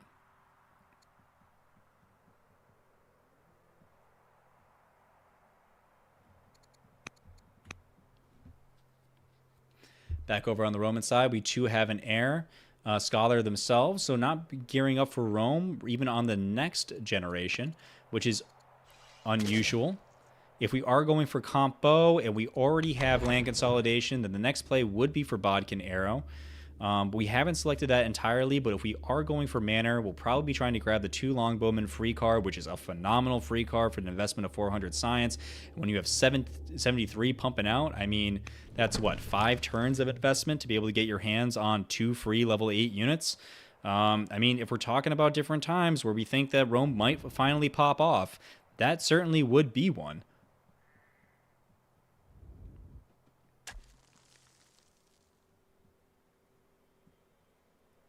More groves coming online. That tech lead pushing even further. How distant is it now? My lord. All right, so we're looking at 71 to 48. We are closing in with an additional 4 coming out here to nearly doubling the Carthaginian scientific output.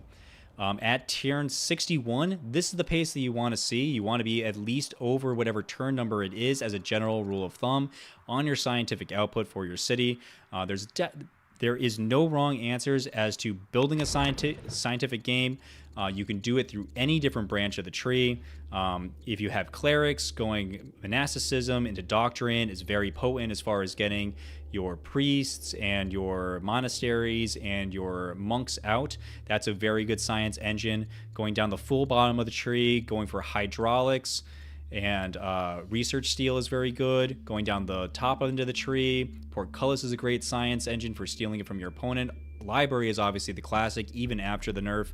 And if you're going down the middle of the tree, that gives you access to officers and groves and woodcutters, which is all very good science, especially on nations that are capable of taking advantage of both the extra training like the champion's seat is, as well as being able to pump out very fast rural specialists like landowners is. Back over the Carthaginian side, we are seriously rebounding on our internal politics. We are at least neutralizing our chances here. I'd like to see that. I'm happy to see that the stone has dramatically increased. Slavery is certainly doing the heavy lifting there. So a whole bunch of stone coming out is definitely going to lead to more onagers. So that's definitely what that spells for this nation. We're out here chopping.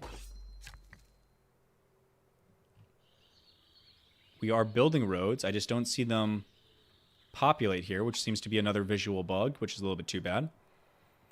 But doing yet another road up here in the north.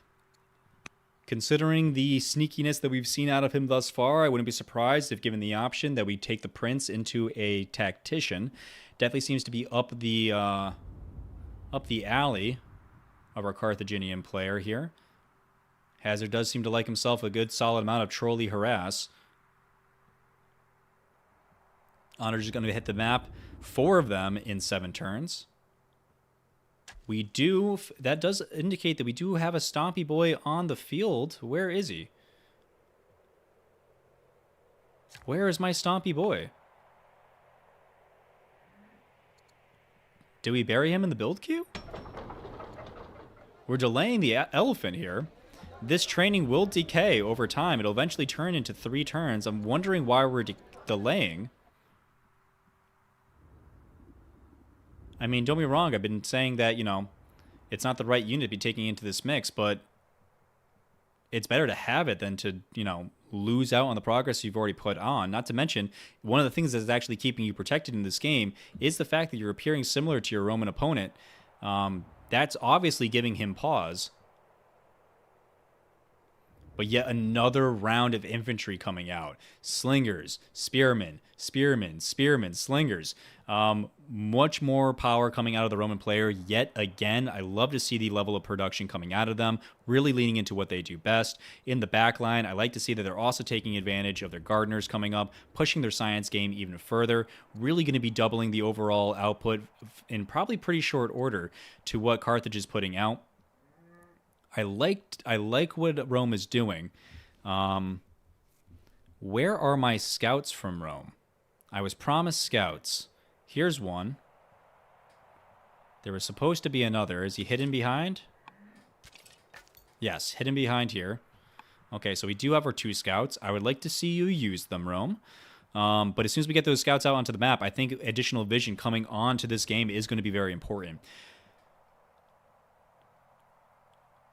Both of these players really showing the differences in strategy here.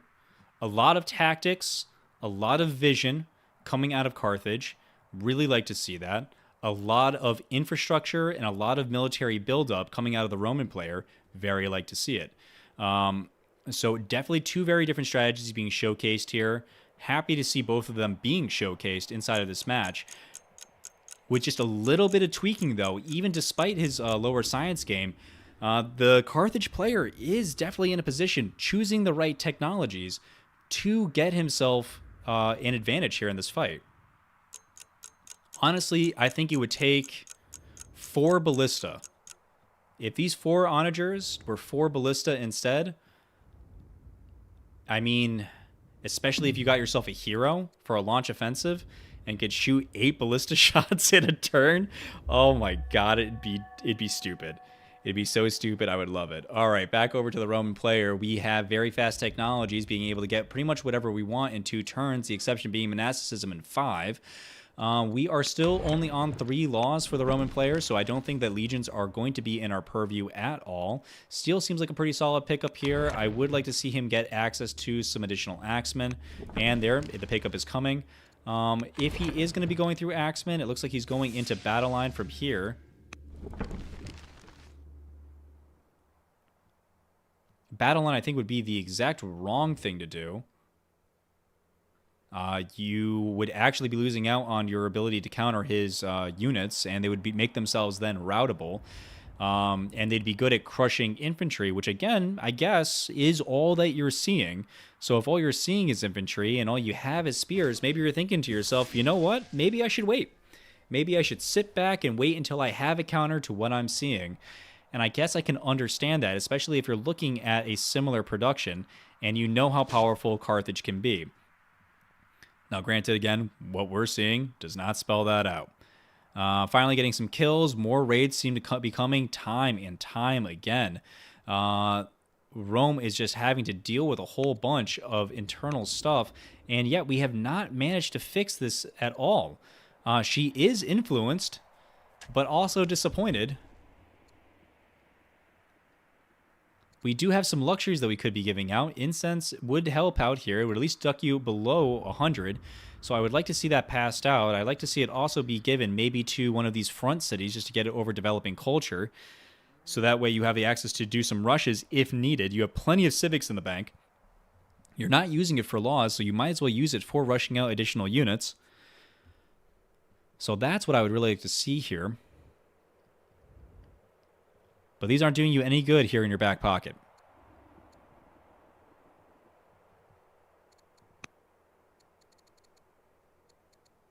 We have a tactics student here, also not being tutored. Tisk tisk, boys. Tisk tisk.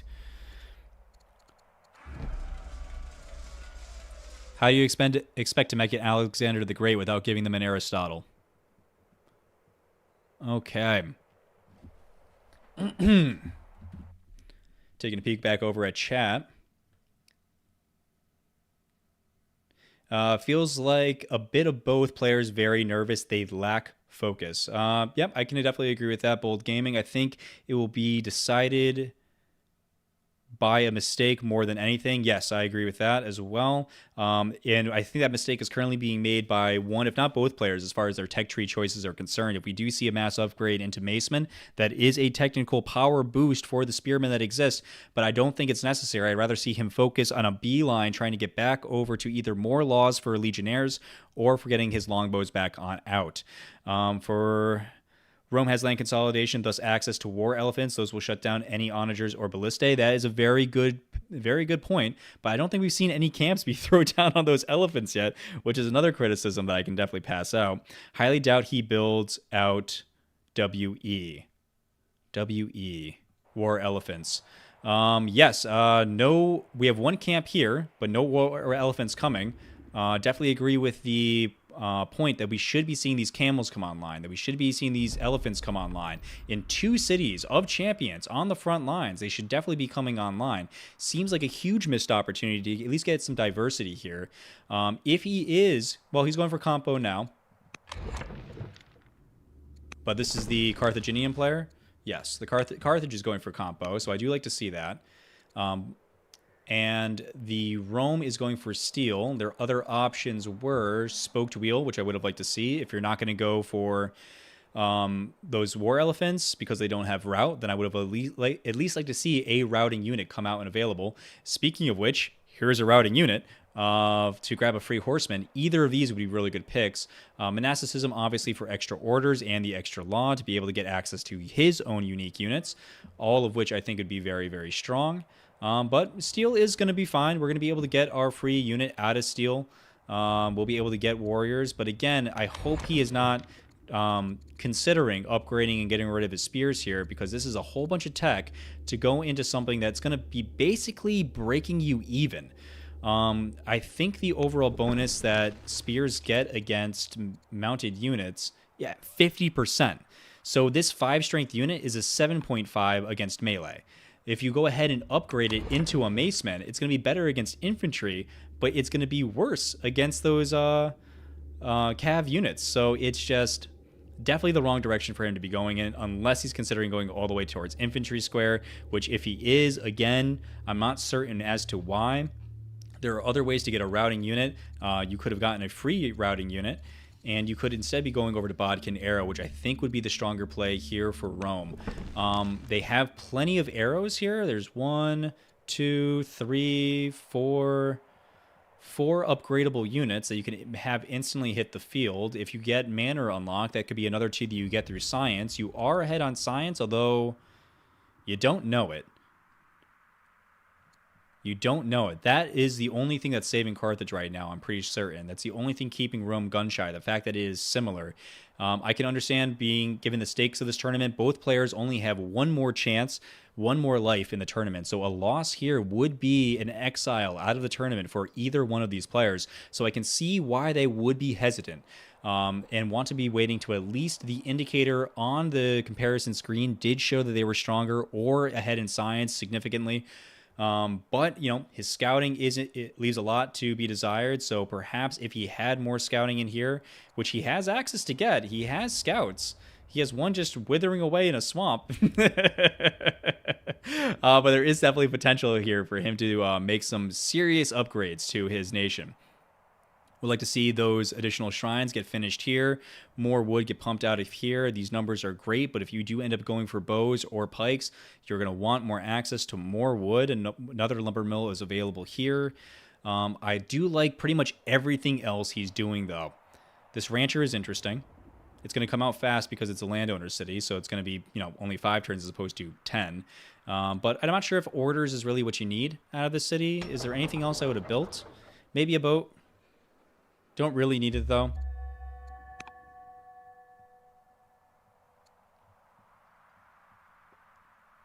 Seeing some aggressive movement out of Carthage. A lot of units getting moved to the front. A lot of orders being used on them to move them to the front, to creep them forward. We do finally have this elephant that has come out of Cartena. We are deciding now to finish this elephant. What happened to our onager? I'm not sure why we're flipping back and forth here. I mean, this is the right play. Get the elephant out and then finish the onager because you'll get this faster.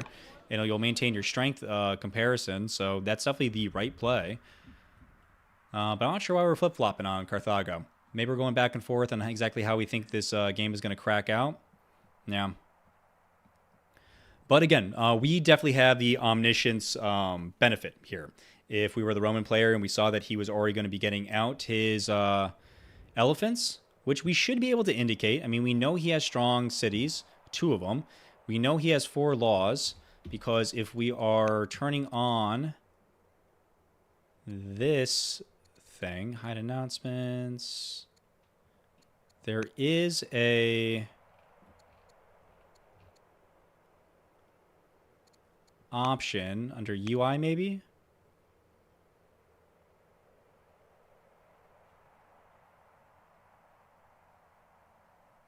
Advanced help text. Yeah, okay.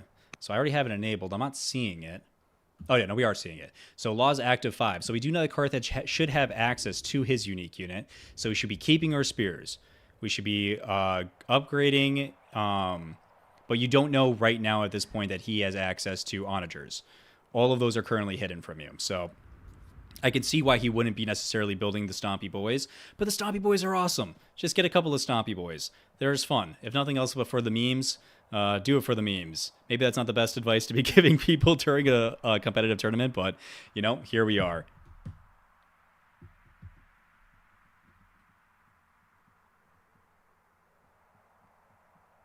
Okay.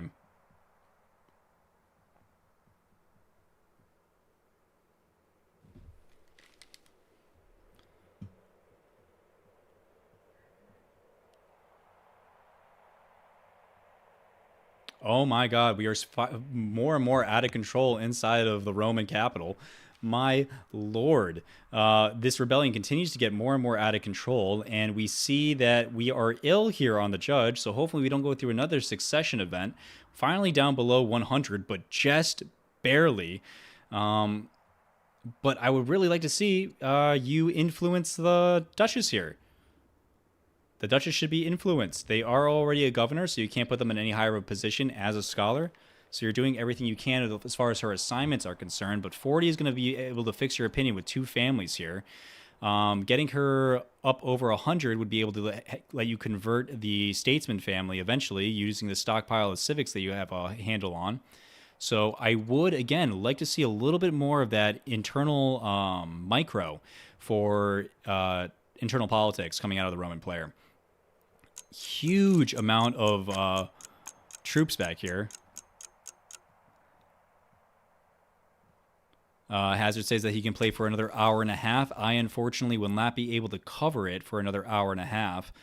I will go ahead and jump into the chat to see if maybe I can get anybody else to come in and get the second half of the coverage here.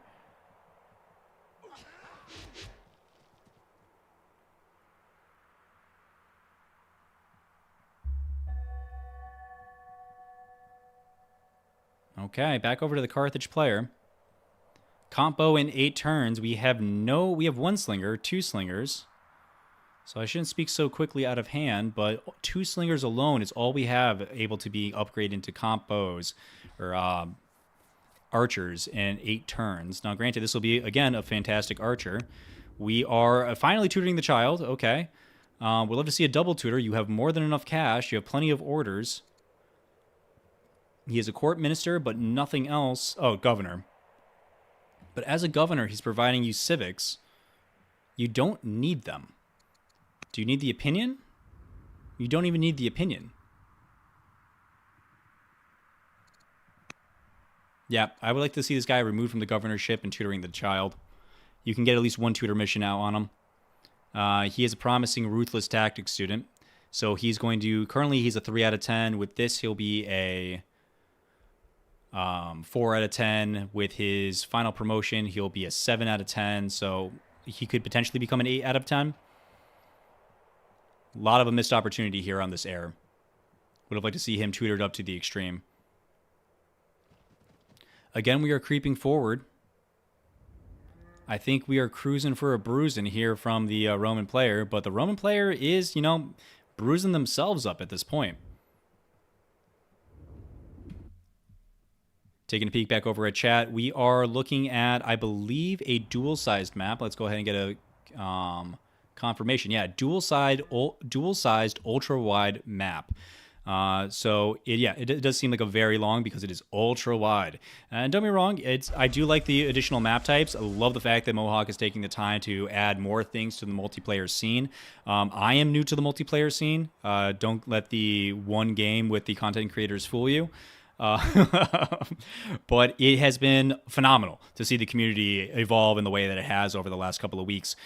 Seeing all the new stuff come out, all the new map types come out, all the new strategies come out, the conversation emerge as to whether or not Carthage itself is OP. So all of that is very cool to see.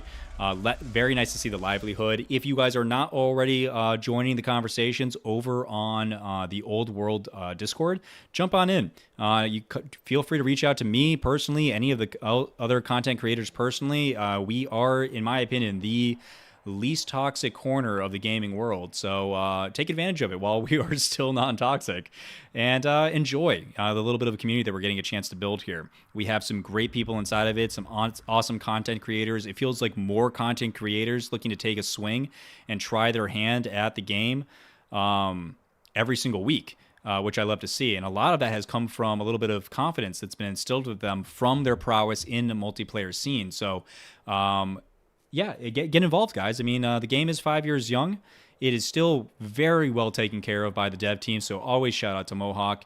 I'd very like to see what more we can see out of our favorite game. But we could certainly expect to see more highways being built out of Carthage. My lord, look at this. You got the I-95 over here, just straight shot all the way through. Creeping up these units. I'm not sure if the idea is just to get more vision. You have enough vision. Well, I don't know what more you need to see. I guess right here, being able to see on this particular part might be kind of fine. You have this one hill, but not enough peekaboo into this area. Would be nice to get maybe somebody over here to dance in and out of range. Definitely something to consider.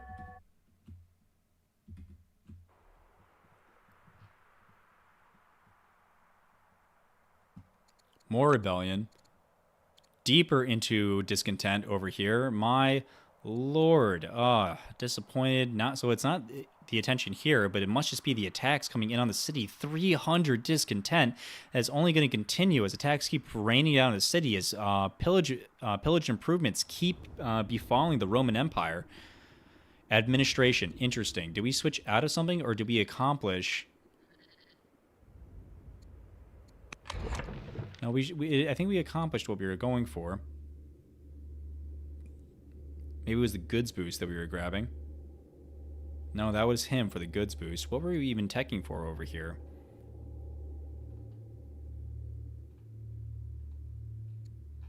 Well, whatever it was, looks like we're finally going for laws again. Sticking to this first portion of the tree, not extending beyond it. Obviously, manor is what you're looking for here. So he wants to be extending in that direction. Administration is going to be coming down, which is going to give you access to the exploration law, which I think is going to be very important as far as being able to move. But not in this contested area, so maybe Epics is what he's trying to gear up for, getting additional, getting additional culture for his troubles. Might be the play that he's going for.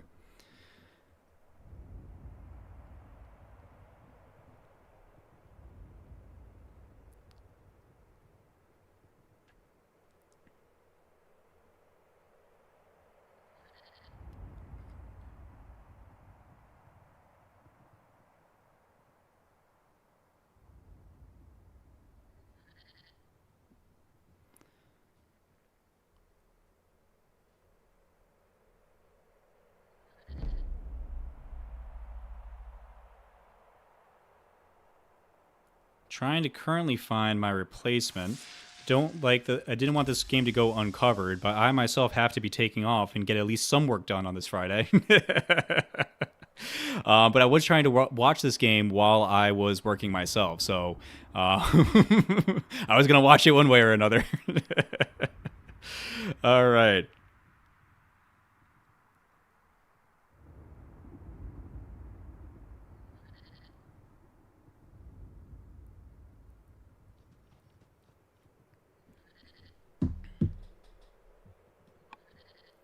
Maybe we can get somebody to join in on the Discord. I can keep it going and maybe share my screen with them. That might be something that we might have to get figured out, or we might have to slap the videos together over at the tail end.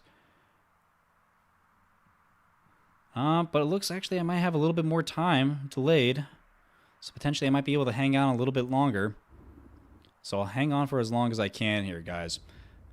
Hopefully you're enjoying the commentary. I certainly enjoy doing it. I wish more of these games happened after work hours. But I enjoy every chance I have to be part of this community. So as long as you're willing to bear with me, I'm willing to stick around.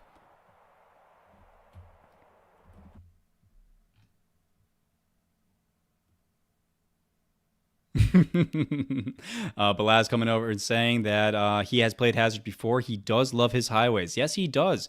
Can't say that I can blame him.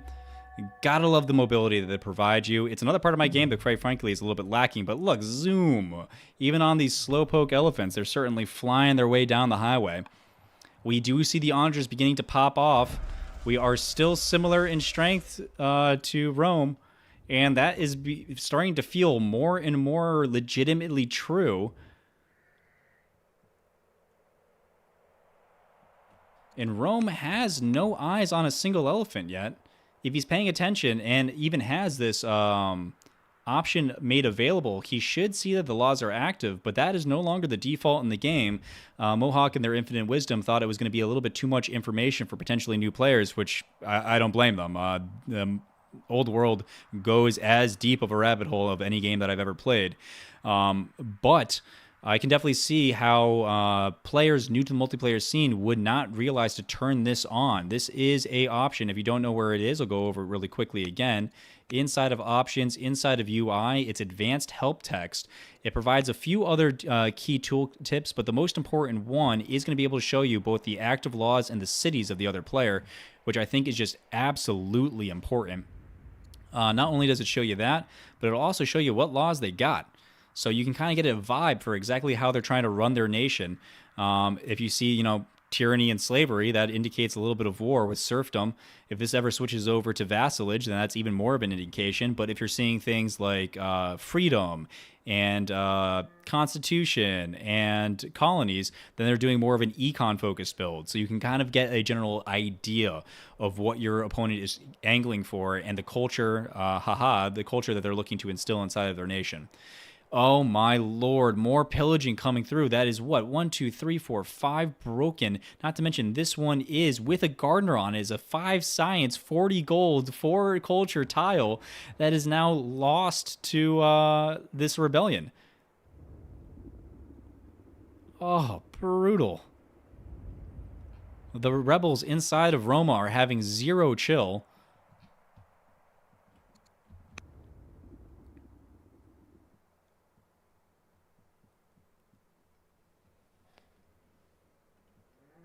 More forts, more dug in positions. We have, it looks like we're trying to draw a line right here from the Carthage player. I like that. Fortified right here on a 4. Another garrison coming down. Can probably expect to see another melee unit fortifying there. It does eat an order turn over turn, but quite frankly, I do think it's worth it. I'd rather be able to have a steeper defense. So, for instance, you can play with that in a second. Oh, a little bit of a Sophie's Choice here. 2 amazing free unit cards that the player has to go for, and his 2 techs of his choice that he would like to go for. Only bad things to lose here. Only good choices to pick, but you're going to hate missing out on each one. He's going for the free unique unit. In this position, I think he got enough. Yep, okay, he's re-choosing. Yes, and he's going for the ballista. Yes! I like that. I'm glad I was there for that decision. That is exactly what he should be doing. The ballista here, from his scouting, from what he has personally seen of the Carthaginian player, is nothing but infantry units. He hasn't even spotted the African elephant, but even if he's thinking in the back of his mind that that's a potential threat, he has plenty of spears to deal with it. So knowing that he's up against nothing but infantry, this ballista with a torsion spring, let me see it. 100% versus infantry, shooting right here, like going through 3 units, is just going to be absolutely devastating, especially because all his free units are going to be coming out of his capital and given to the champion family. Is always a very nice benefit to doing a champion capital. Granted, that's typically better in the early game when you're dealing with tribes, but I suppose it never goes out of style against Carthage.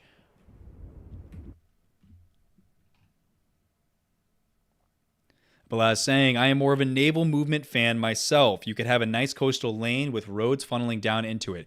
I agree with that. Look no further than my game against Moreton. I heavily prioritize getting access to coastal movement. It is cheaper. You can turn boats into instruments of war if need be.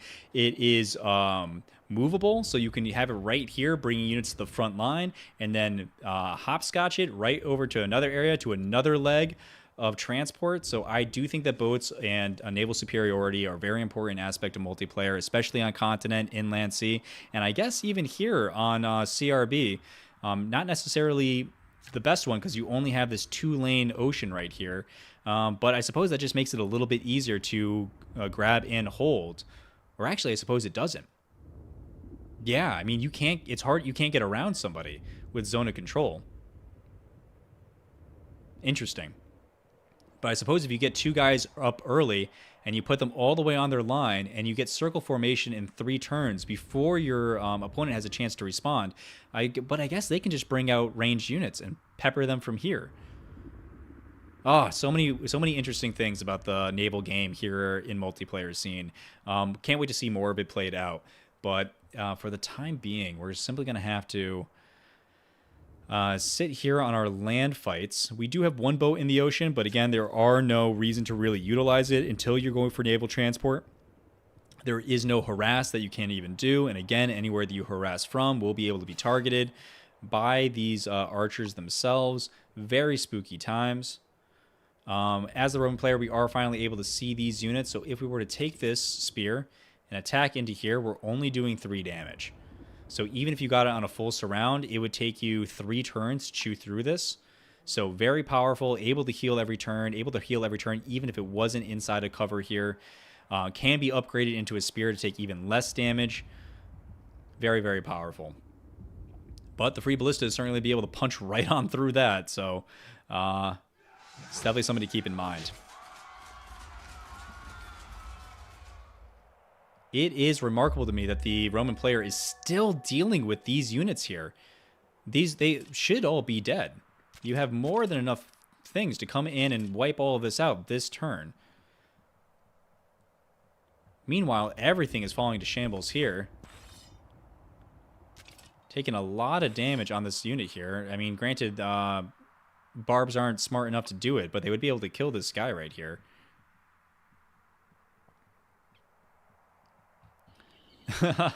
As Carthage is able to see this rebellion going on. And actually, they're able to see these groves, so they would know that he has access to cav units. So maybe that's something a little bit detracting from his desire from going in for the ballista. But again, the ballista is his best shot from this position. He has access to spears, so if cav becomes an issue to attack those ballista, then he'll be able to kill those cav. So he has the counter to the counter of the ballistas. So I do think it's a safe bet to build them, considering his military composition and his tech's currently unlocked. Not to mention he has cav of his own to be able to contest. So I do think it would be absolutely fine for him to fight in this open terrain, even given the situation that war elephants might be on the table. I don't think that's something he would have to worry about. So yeah, it's still ballista. He's going compo still. I mean, you know, once you're in it, stick all the way in it. We got stonecutters and more science coming online. Stonecutters are definitely not the worst, especially when you're trying to chew through as much stone as they are. Still able to maintain 50 a turn, despite the increased demand in their upkeep. So I do like to see that. We are moving these guys forward every single turn. They're going along the highway. So we can't expect them all to come up here, up this highway, where there is no vision. Yeah, where there is no vision. They are able to creep all the way up the highway until these two spots. These two spots are visible. But again, we might be able to get our hands on... Who do we have for an heir? A zealot. A zealot. Okay. Okay. Zealots, I hope to see this. I hope to see this slinger upgraded into a bow. I hope to see the zealot slapped onto that. And given his extra range and the damage modifier, not to mention Heckler for an extra damage against generals, that he's going to be going over and able to pick off high priority spears. I think that'd be very, very strong. I hope to see it. I hope to see it. Meanwhile, over on the side of the Romans, their internal politics are in shambles, and their heir is not Marshall. Not Marshall. If we do see ballistas, which I'm hoping we do, on the next deck, come on, then we will have access to really actually start opening a window for the first time for Carthage, which would be crazy, considering the massive window. It's been pretty much the entire time I've been watching the game that Rome has had an opportunity to go here and crush any chance that the Carthage player has of taking over this game. They are massively ahead on tech, remaining ahead on tech, deeply ahead on tech. 89 to 47, my lord, nearly almost double the scientific. As far as the input is concerned, we are 700 technology ahead. We're killing stuff. Got to be over in the capital. Yeah, I'm finally starting to drop some of these barbs. Javelier and Warrior. So please, yes, finish these off. My lord, do not let these stand here any longer.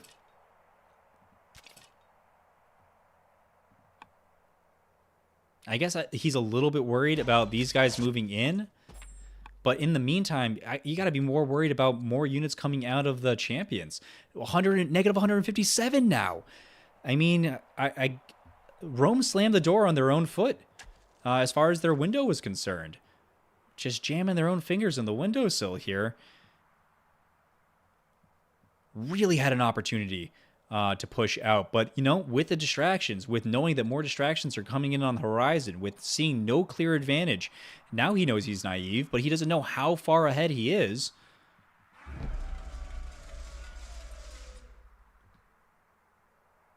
And, it's not like Carthage is being any slack on production. Another onager is about to hit. 3 turns for another one. 4 turns for another one. And a slinger is going to be able to come out that's going to be able to upgrade into an archer. So all of that is definitely indicating that Carthage might be able to actually keep up long enough to keep Rome on the back foot, to maybe just stumble into ballistas, I hope. I pray. Oh, and I have a call coming in from the wifey, so I will be taking a step aside. Do apologize, but please stand by.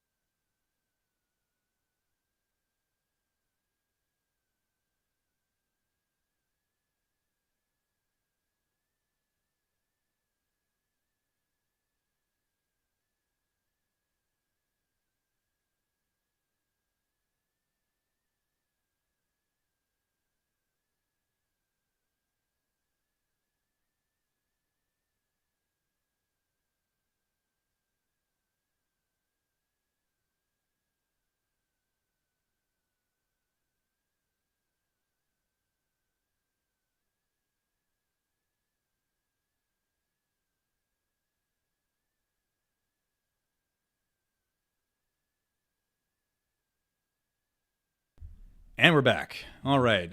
Quick audio check. Anybody want to jump in on that one?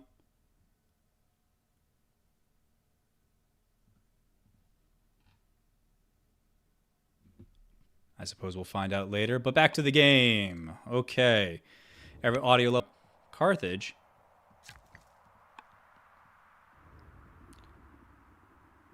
Compo coming online, still ignoring the opportunity for scientific growth here. It would be interesting to have a conversation with Hazard later on in the game if he thinks that this is enough science for him, typically in his multiplayer games, or if he found himself afraid of falling behind in production to Rome based on his vision and just didn't see a way to be able to further invest economically in himself. I do think that's a very likely potential. I think it's possible that he has the better vision, very clearly has the better vision, and through that vision knows that he is behind the 8 ball and is picking up whatever he can get his hands on to try to level that playing field. So he doesn't even have the opportunity to sit back and produce specialists to be able to get himself out of this situation. Carthago should be able to make at least a couple of officers here, which would be a nice little science boost coming out of the major front city, and with a presumably governor of Solsi. Yeah, I guess Solsi is producing a good amount of science, but I imagine that putting himself in Carthago might have been a better shot for overall scientific output. We'll check that on the next turn. We now have the free ballista. And unfortunately, the ballista will be here to clean up the mess that these guys have made. If he does go here and attacks, I think it actually might be able to shoot through and clean up both of these units. Would certainly be a flashy showing for the ballista now new to the map. But the ballista is going to be an excellent, excellent opportunity for him. He is currently able to see that the ballista has some pretty solid promotions here. Shield Bearer certainly being great. Warden being fantastic if he decides to go on the defense. Sticking a Warden Ballista inside of a city is a great way to shut down any aggression coming out of your opponent player. Training boost now coming out for the next turn. Definitely lacking on training, only 100 here in the back, but certainly something that can get picked up fairly quickly.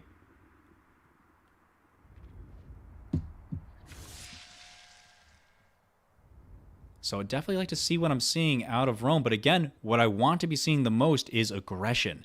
Science game, phenomenal. Production game, phenomenal. Scouting game, meh. You have these 2 scouts that you built, but you never used. Where are they? Where's even that other scout? In the meanwhile, we are still dealing with rebels coming out of here. This is a rebel.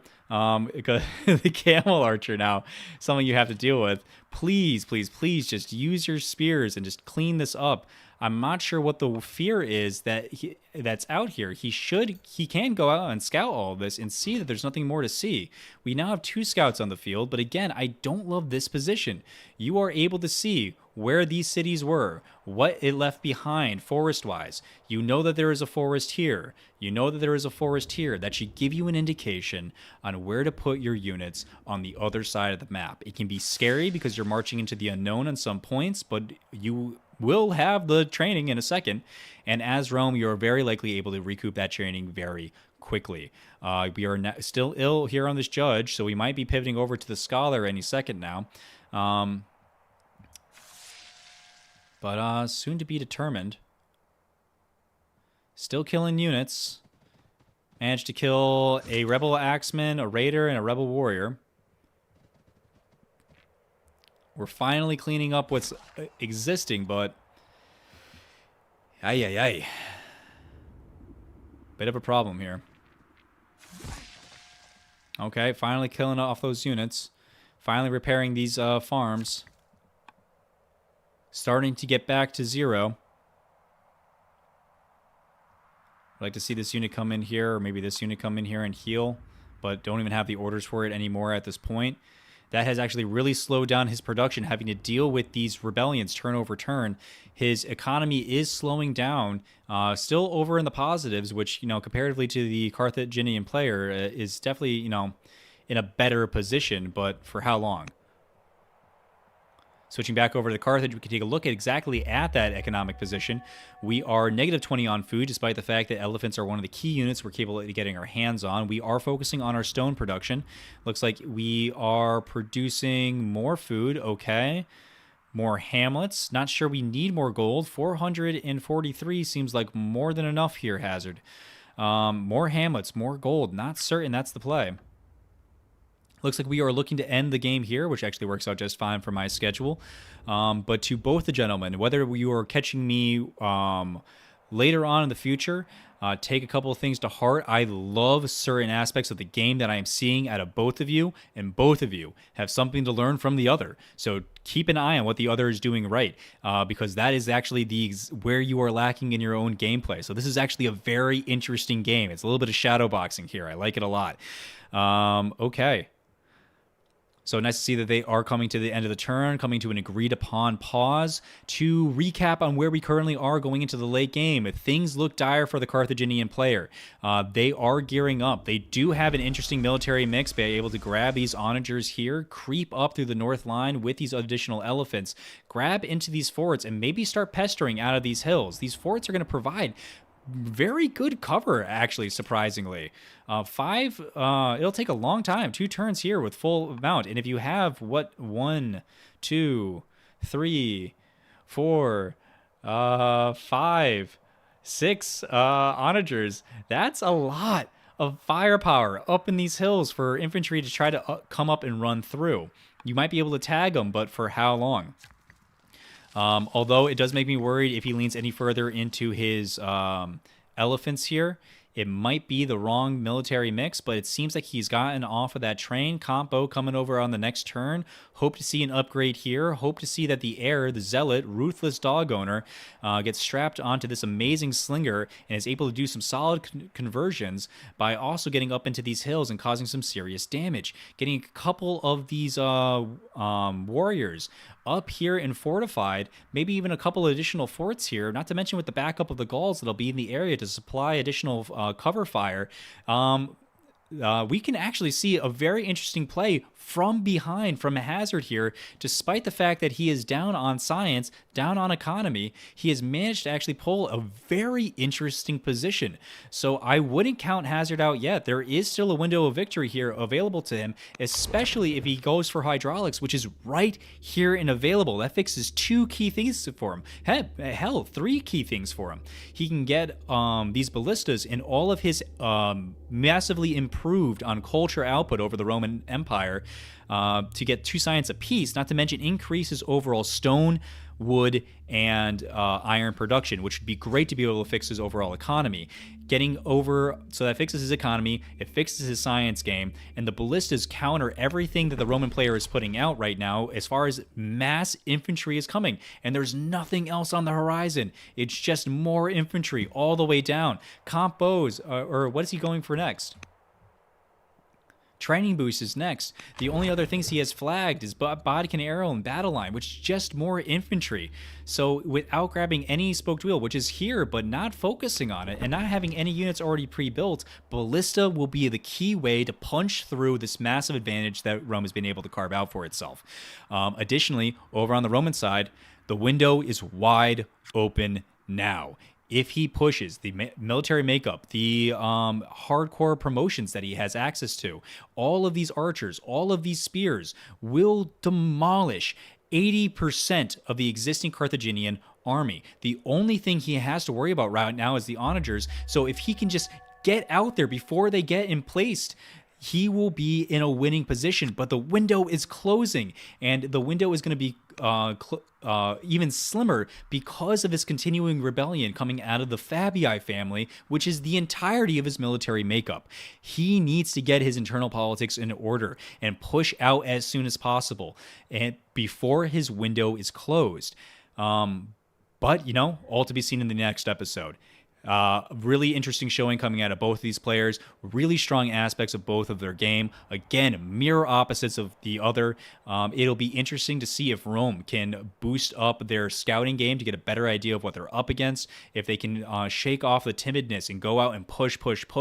But I hope he doesn't push too late. I hope he doesn't push when the window is already closed, when the onagers are already in place, when the ballistas are coming online. That would be devastating because there's very little he'd be able to do after all of this investment if he runs himself into the wood chipper that he currently has built and refuses to turn on. Who boy. Okay, we are force marching in that scout. So we are getting vision. We did see the onager. We do see the elephant. So he will have plenty of time to think about that going over onto the next turn. So I do love this.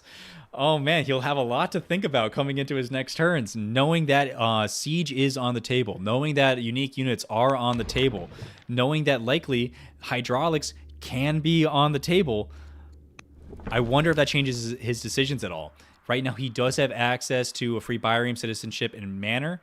So I don't know if it'll change his tech game. Monasticism is still fine. Going for more unique units would be fine. He doesn't have any on his hands yet, but that's not going to save you going into onagers. Would just love to see him pivot sooner rather than later, trying to get back over to Spoked Wheel, so that way he's able to get chariots to balance out his military mix here, because if he just had those mid-tier units of archers, chariots, and spears, he would be in a really nice position. So excited to see how this game develops over into the next turn. I will be keeping my eye on it. One of these players will be going up against Ninja for a chance to play against myself in the round following that. So I have to keep an eye on my competition. I got to keep an eye on what else is in the competition, because I too am down 1 life. So just like these players, it is do or die in this tournament. So it'll be very interesting to see how much more they're willing to take on as far as risk aversion is concerned. Both players are very nicely dug in. Interesting fort selection, great fort selection here. The Gauls will certainly aid in any protection that the Romans might be able to put out. But again, their military mix is going to be just fine against the Gauls. You're doing some solid damage, 6 damage at the very least. But again, you know, it would have been great to wipe these guys out earlier, to seize this area, to grab this additional choke point. It was open and available, but again, we were just worried about throwing away what is a clear lead. And he will see that turn over turn, as you are now 96 science against the Carthaginian 47, more than double of the scientific output. This lead will go from naive to primitive, not quickly, but you will see it happen. And hopefully at that point, he assumes that he can't take it on. But even if it does get over to primitive, even if Carthage only gets 1 more tech, all he needs is ballista. All he needs is hydraulics. If he's able to get that without any cav coming out of the Roman Empire, it could be a very, very messy end game. Checking in here. Yeah, great game over on chat. I appreciate it. Really enjoying doing all the commentary, guys. Can't wait for the next round of this particular game to come on through. Hopefully I'll have a chance to broadcast it myself, but it would have to come at a time where I am off work and not having to skip work. If anybody from my office is listening to it, no, you're not. And let's go ahead and move on. I think that's where our players are going to end it here on turn 68, and a very, very interesting round it has been. God, I can't wait to see what happens. I hope that Rome is able to finish off this internal politics situation and push out. But yes, cannot wait. Cannot wait. Game is saved. Looking forward to the next one. And in the meantime, guys, happy conquering.